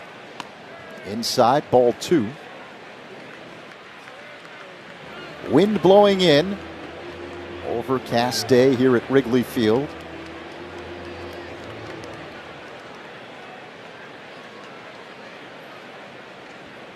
Temperature in the low 70s. The 2-0.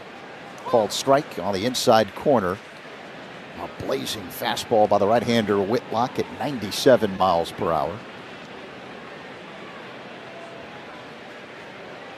Now the 2-1. That's inside, ball 3. Kyle Tucker on deck for the Cubs. The finale of a 3-game set between these two historic teams here at the friendly confines. Cubs trying to complete a sweep. They'll have to rally to do it. Pitch on the outside corner for strike. Right at the top of the zone. Fastball 97 miles per hour from Whitlock. So it's a full count with Nico at the plate. And now the payoff pitch. Ground ball hit on the right side. Ranging to his left and booting it is Rafaela. Safe at first, Nico. And the tying run is on base. That's where the phrase booting one probably was initiated way back when. He had the ball and I think accidentally kicked it out of his glove as he ranged over toward the hole on the right side. He had hit off the heel of the glove on a bounce, and then he ended up kicking the ball accidentally with his right foot. So Nico with good speed at first, one away. Tucker at the plate. Ground ball up the middle, fielded by Story. Steps on second, fires to first. It is in time to get Tucker. Double play, and that ends the 7th inning. Craig Counsell saying, hold on 1 second. We'll see if the Cubs elect to challenge. They will not. 6-3, double play, inning over. We head to the 8th. It's Boston with a 2-1 lead over the Cubs. On the Score on the Southwest Airlines Cubs Radio Network. Cubs Talk, middays 10 to 2 with Rahimi and Harris on the Score, the official radio home of the Cubs. Over 25 years.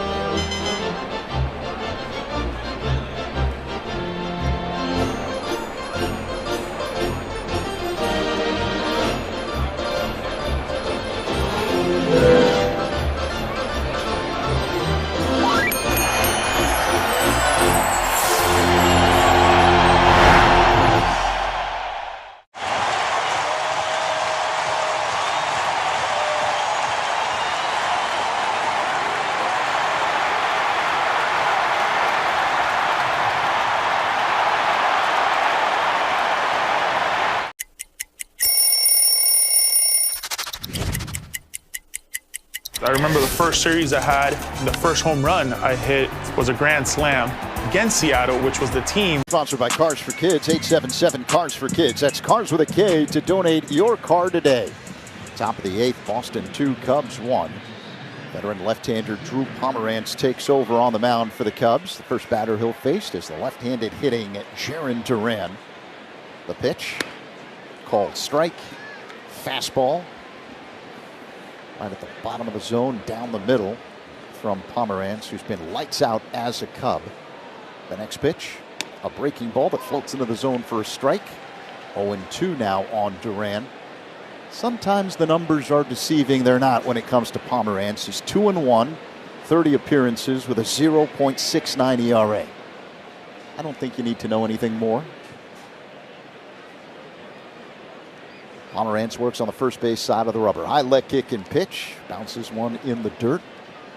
1-2 on Duran. Zach, that comes out to 2 earned runs in 26 innings of work. That's how good he's been. Ultra impressive. The 1-2. Inside to Duran. Missed with a fastball. 2 balls and 2 strikes. They're underway at Chavez Ravine, Dodger Stadium. Milwaukee did not score in the first inning against the Dodgers. Duran looks at a ball up high. It's a full count. The Brewers have won 9 in a row. They're just a game behind the Cubs in the National League Central.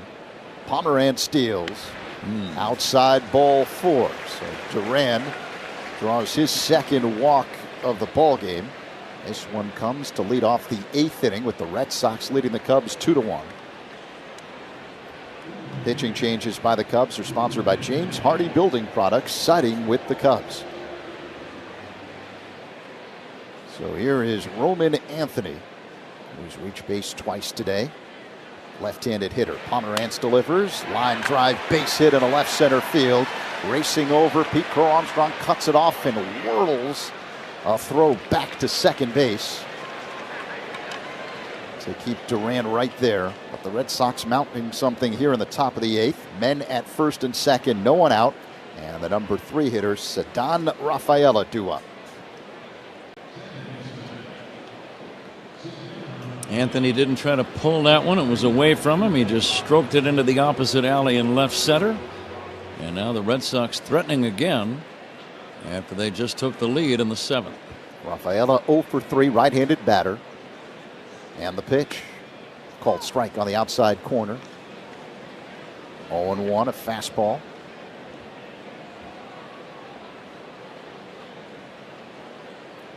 Michael Busch playing first. Justin Turner now at third for the Cubs. And the 0-1.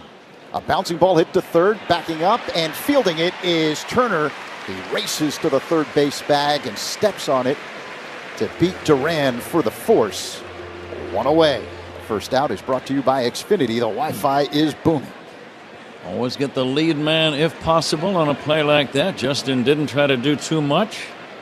He backed up to glove the big chop and then just jogged over and stomped on the bag to force the runner Duran. So Anthony now at second base, Rafaela at first. 1 down. Masataka Yoshida was due up.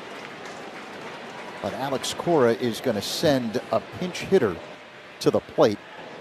Alex Bregman.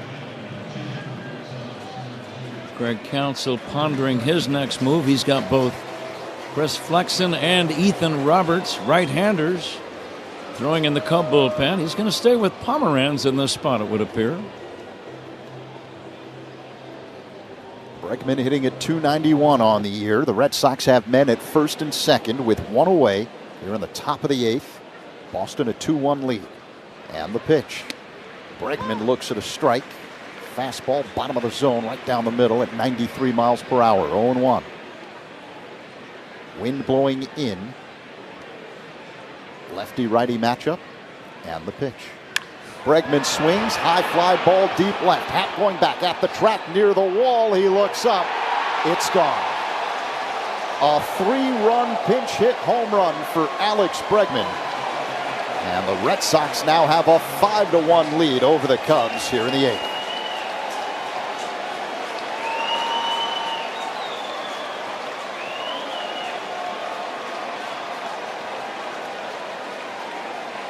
A 402-foot drive by Bregman to straight left.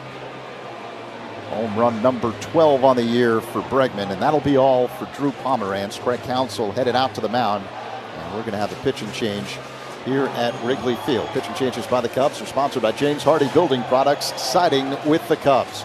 5-1 Boston, just 1 away here in the top of the 8th. This is the score on the Southwest Airlines Cubs Radio Network.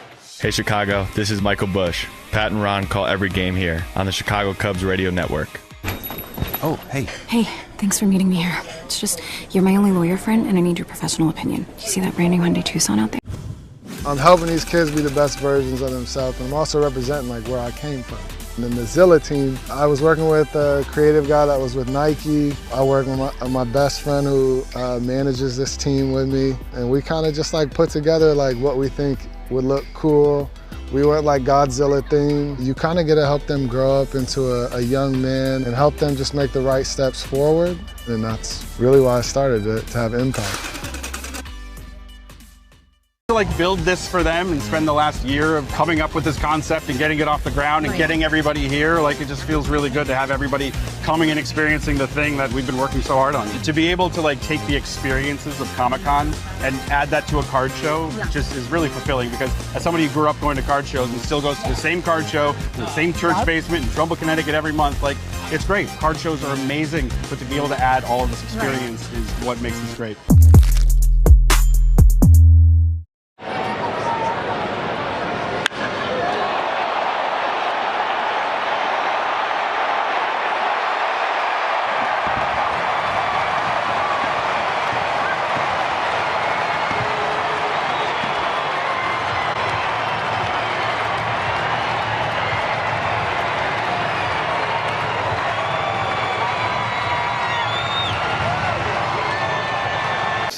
is today's winner. Congratulations, Judson. Thank you. How do you plan on celebrating, Judson? Well, you know, my strategy was to give myself a chance and actually guess within the number that they would allow in attendance, which I missed on Friday. Sounds like you stayed within yourself. I did. Trevor Story at the plate. Roberts, high leg kick and pitch. And he spins a slider in there for a strike 0-1. Can I ask who has come closest this season? Do we know? Anyone on the nose this year? Closest, oh, you mean to the exact figure? Yes. I don't know. That means it's not me for sure. The 0-1 in there for strike 2. A cutter from Roberts. I believe the Coondog had a guess that came within 50 of the actual figure. He's brilliant that way. He also knows some people, but he'll never admit it. Some people? And that helps when you're playing this game. The right people. Here's the 0-2. Tap foul off to the left by Story. Look forward to seeing Ron return to the broadcast tomorrow. He's been off for a few days here. He doesn't miss very many, as you know. Cubs and the Royals. This one's not over yet. But Boston now with a 5-1 lead in the 8th inning. Now the 0-2. Story hits a fly ball shallow center. Racing in Pete Crow-Armstrong. He's under it and makes the catch. 2 away. A reminder to stay tuned for the Verizon Cubs radio postgame show with Judson Richards. So we know that's the first way he'll celebrate with the postgame show. Zach, you made a good point, though, during the commercial after the home run by Bregman. You know, the Cub bullpen has been so dominant and so reliable that when they do finally have a rough outing, it comes kind of as a shock because they've been so good. Wilyer Abreu at the plate. He looks at a strike from Roberts, 0-1. It was Abreu who put Boston ahead in the 7th inning. A long 2-run home run off of Ryan Presley.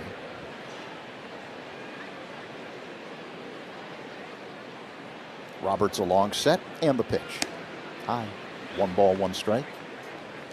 But yeah, you're right, Pat. It's almost a numbing effect, and you can hear it in the background from the crowd. You're not expecting this.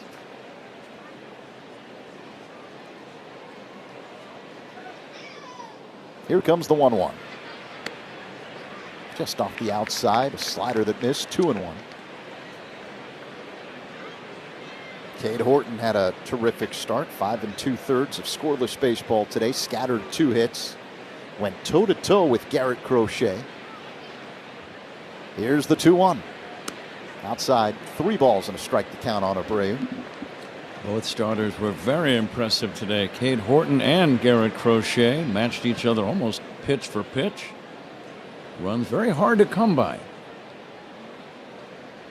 The 3-1 delivery by Roberts. Abreu pulls it foul off the netting. To the right. Full count. Stay tuned for the toast of the game presented by Binny's Beverage Depot coming up in the 9th inning.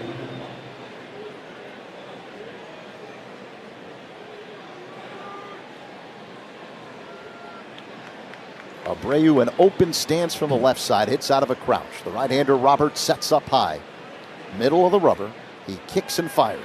Abreu swings, and it's a high fly ball deep right. Tucker looks up, and this one is gone. Another deep shot for Wilyer Abreu, his 2nd of the game.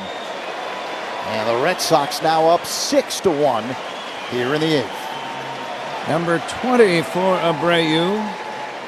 All 3 Red Sox home runs long gone. Abreu with a pair and Bregman the pinch hit 3-run homer. Oh, no doubt about it, shots. And those shots coming with the wind blowing in.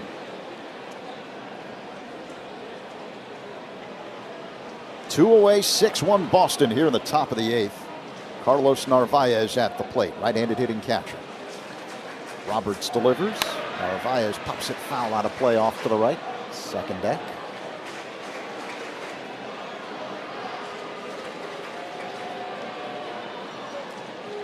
There are some Red Sox fans in attendance. Not too many, but I've seen some walking around the ballpark all weekend long.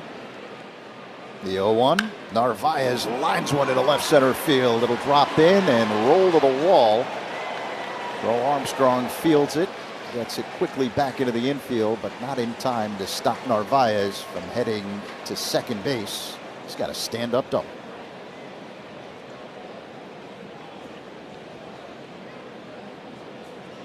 It's amazing also a team is being shut down and then finally they get on the board and everyone's swing looks a little different thereafter. It's as if that first run scoring hit calms everyone and relaxes them and they just kind of go about their business instead of being nervous about it or uptight. You just relax and do your job, and that's what it seems like the Red Sox have done here. Marcelo Meyer, the third baseman, at the plate. Here's the pitch. Outside. 1-0. 6-1 Boston. 2 away here in the top of the 8th. Man at second in Narvaez. Ethan Roberts on the hill. Looks at second and deals. Outside, 2-0. Roberts making his 10th appearance. The right-hander from Tennessee.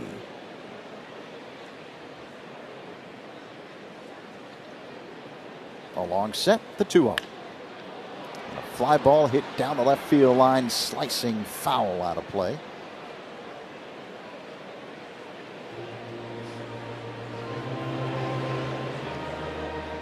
Meyer, 22 years old, the 4th overall pick in 2021 by Boston. Henry Davis of the Pirates was the top overall pick in that year's draft. Roberts works his motion and the pitch called strike. Cutter along the outside edge, thigh high, 2-2. Second pick back in 2021, Jack Leiter, who went to the Rangers.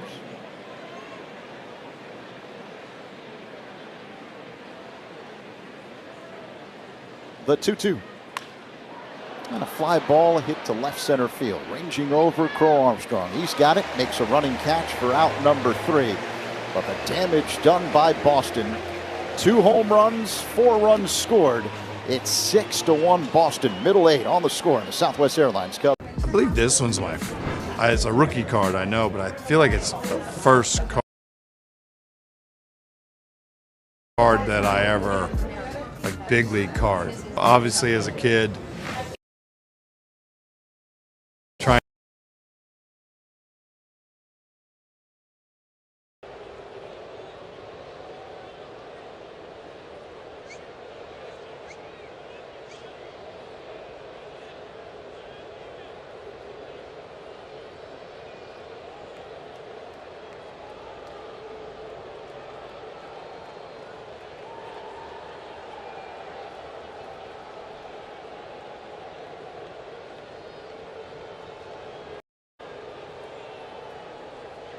Report on Daniel Valencia.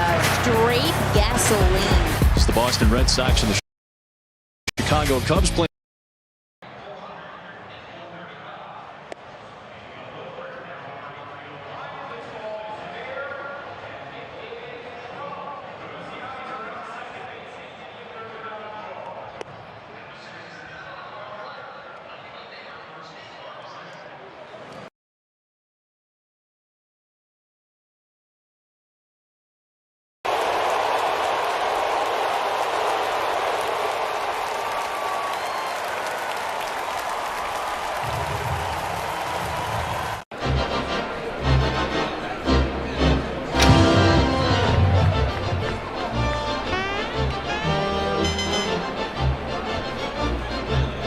Time for our fan of the game, brought to you by Mike's Hard Lemonade, for the love of lemonade. Captain, my captain. Conductor, my conductor. Backs 4-0. That was in the middle of the second inning. The Dodgers and the Brewers, they are scoreless in the third. Or out of town scoreboard. Sponsored by Club Citgo. Download the Club Citgo app and instantly save 23 cents per gallon on your first fill up. Here is Zach Zaidman. Thank you very much, Judson. We begin the bottom of the 8th inning. Cubs playing catch-up. It's a 6-1 lead for the Red Sox. New man on the mound for Boston. Veteran right-hander Jordan Hicks takes over. Seiya Suzuki at the plate. Looks at a ball off the outside. 1-0. A lot of defensive changes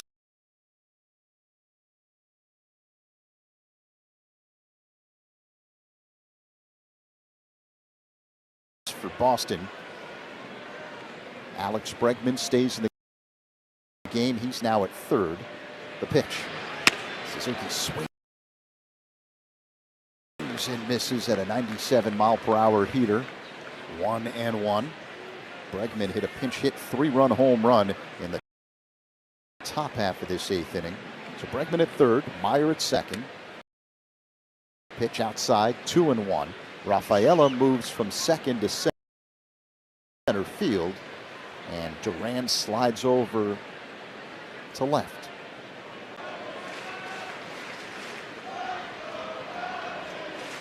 Hicks broke in 2018 with St. Louis. The 2-2. Called strike 3. Fastball, top of the zone. So here comes the Cubs cleanup man today, Carson Kelly, who's 0 for 3. Right-handed batter against the right-hander Hicks, who works on the extreme first base side of the rubber. Pitch fouled off the netting to the right. 0-1. Zach, I've got a good trivia question for you here. Thinking about 3 great home run sluggers in baseball history, Willie Mays, Babe Ruth, and Henry Aaron. They had something in common. Here's the 0-1. That's up high and inside. 1-1 strike. Again, Henry, Willie, and the Babe. They began and finished their big league careers in the same city, but with a different team. The pitch is looped in a shallow left center field. Ranging over and making the catch is the left fielder Duran. Kelly's retired, 2 away. Henry Aaron began with the old Milwaukee Braves and finished with the Milwaukee Brewers. Willie Mays started with the National League New York Giants, finished with the National League New York Mets, and Babe Ruth broke in with the Boston Red Sox as a pitcher and then finished his career with the Boston Braves of the National League.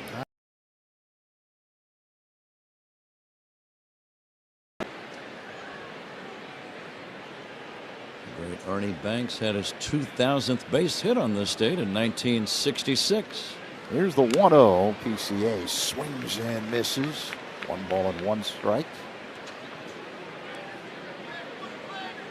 I wish Ernie could have been there for the World Series of 2016, and Ron Santo and Harry Carey and Jack Brickhouse and many, many other players and broadcasters. Crow-Amstrong misses a 98-mile-per-hour heater. Up high. Can you imagine what it would have meant to Ernie Banks and Ron Santo to be there for that World Series? I mean, you know what it meant to Billy and Fergie to be able to watch? The 1-2 up high. 2 balls and 2 strikes with PCA at the plate. Kevin Tapani hit a grand slam on this date in Atlanta. I remember it. It was off of Denny Nagel at the old Turner Field. Pitch inside. PCA has to jump rope out of the way. It's a full count. A slider that missed. Nagel, the left-hander. Kevin Tapani, a grand slam. I remember it was a night game. Cubs won the game fairly easily. Hicks is ready. Here comes the payoff pitch. Crow-Amstrong pops it up. Left side, Story on the dirt. Makes the catch off to his left as the wind was playing around with that baseball. But the Cubs go down in order here in the 8th. We head to the 9th. Red Sox 6, Cubs 1 on the Score and the Southwest Airlines Cubs Radio Network. Cub fans, Craig Counsell here.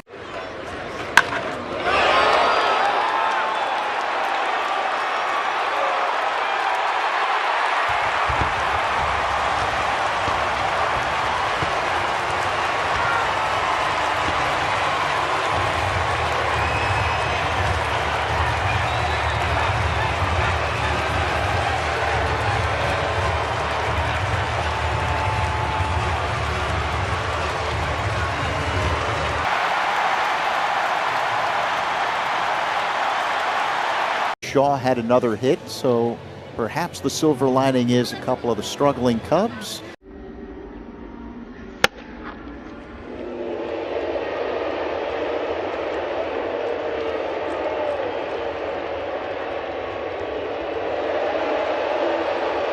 Thanks to Zach for pinch hitting for Ron Coomer. Thanks to Judson Richards for all of his fine work. And please stay tuned because Judson has the post-game show coming up in just a moment. As always, a big thank you to our great engineer, Paul Zarang, for a job well done. Pat Hughes saying thanks for listening and goodbye from Wrigley Field. Again, the final, the Boston Red Sox 6 and the Chicago Cubs 1. The postgame show with Judson Richards is next, right here on The Score and the Southwest Airlines Cubs Radio Network. This Odyssey Sports broadcast has been brought to you by Geico. Switch and save. Get more with Geico. Chicago Cubs baseball on WSCR 670 The Score and the Southwest Airlines Cubs Radio Network has been presented to you in part by Benny's Beverage Depot, Nissan, Benjamin Moore, Hefty Trash Bags, Arturo Tire, James Hardy Building Products, Volvo, Roofers and Waterproofers Joint Apprenticeship Program, Joel Got Wine, Sloan, Xfinity, It's Not a Game, Illinois.com, your Chicago and Northwest Indiana Hyundai dealers, and Yingling, the oldest brewery in America. Cubs fans, Ian Happ here. Pat and Ron call every game on the Chicago Cubs Radio Network. Change is always happening. It's part of life. And when it comes to music, change is all around us. Songs are rewritten. Classics are remixed. Bands and artists come and go. Even our taste in music changes. Here at Xfinity, we know there's still good in keeping some things the same. That's why we want to do our part with a 5-year price guarantee on our internet. It means no matter what changes, you get 5 years of the most reliable Wi-Fi with our best equipment included for a price that stays exactly the same. Surprised? Life is full of them. One internet price, 5 years, guaranteed. Learn more at Xfinity.com/deals. Restrictions apply. New residential customers only. Taxes and fees extra and subject to change. Most reliable Wi-Fi based on Open Signal Awards USA. Fixed Broadband Experience Report, August 2024. Everything comes down to how you finish, and the wall covering, drywall finishing, signage, glass systems, and painting contractors at finishingchicago.com always produce a hit. Chicago's top general contractors and property managers rely on Finishing Chicago's industrial and commercial contractors to provide the most well-trained, safety-focused, and reliable crews. Before starting work on your next job site, check out their website, finishingchicago.com, your free resource to find quality finishing contractors. Proud partner of Cubs Radio.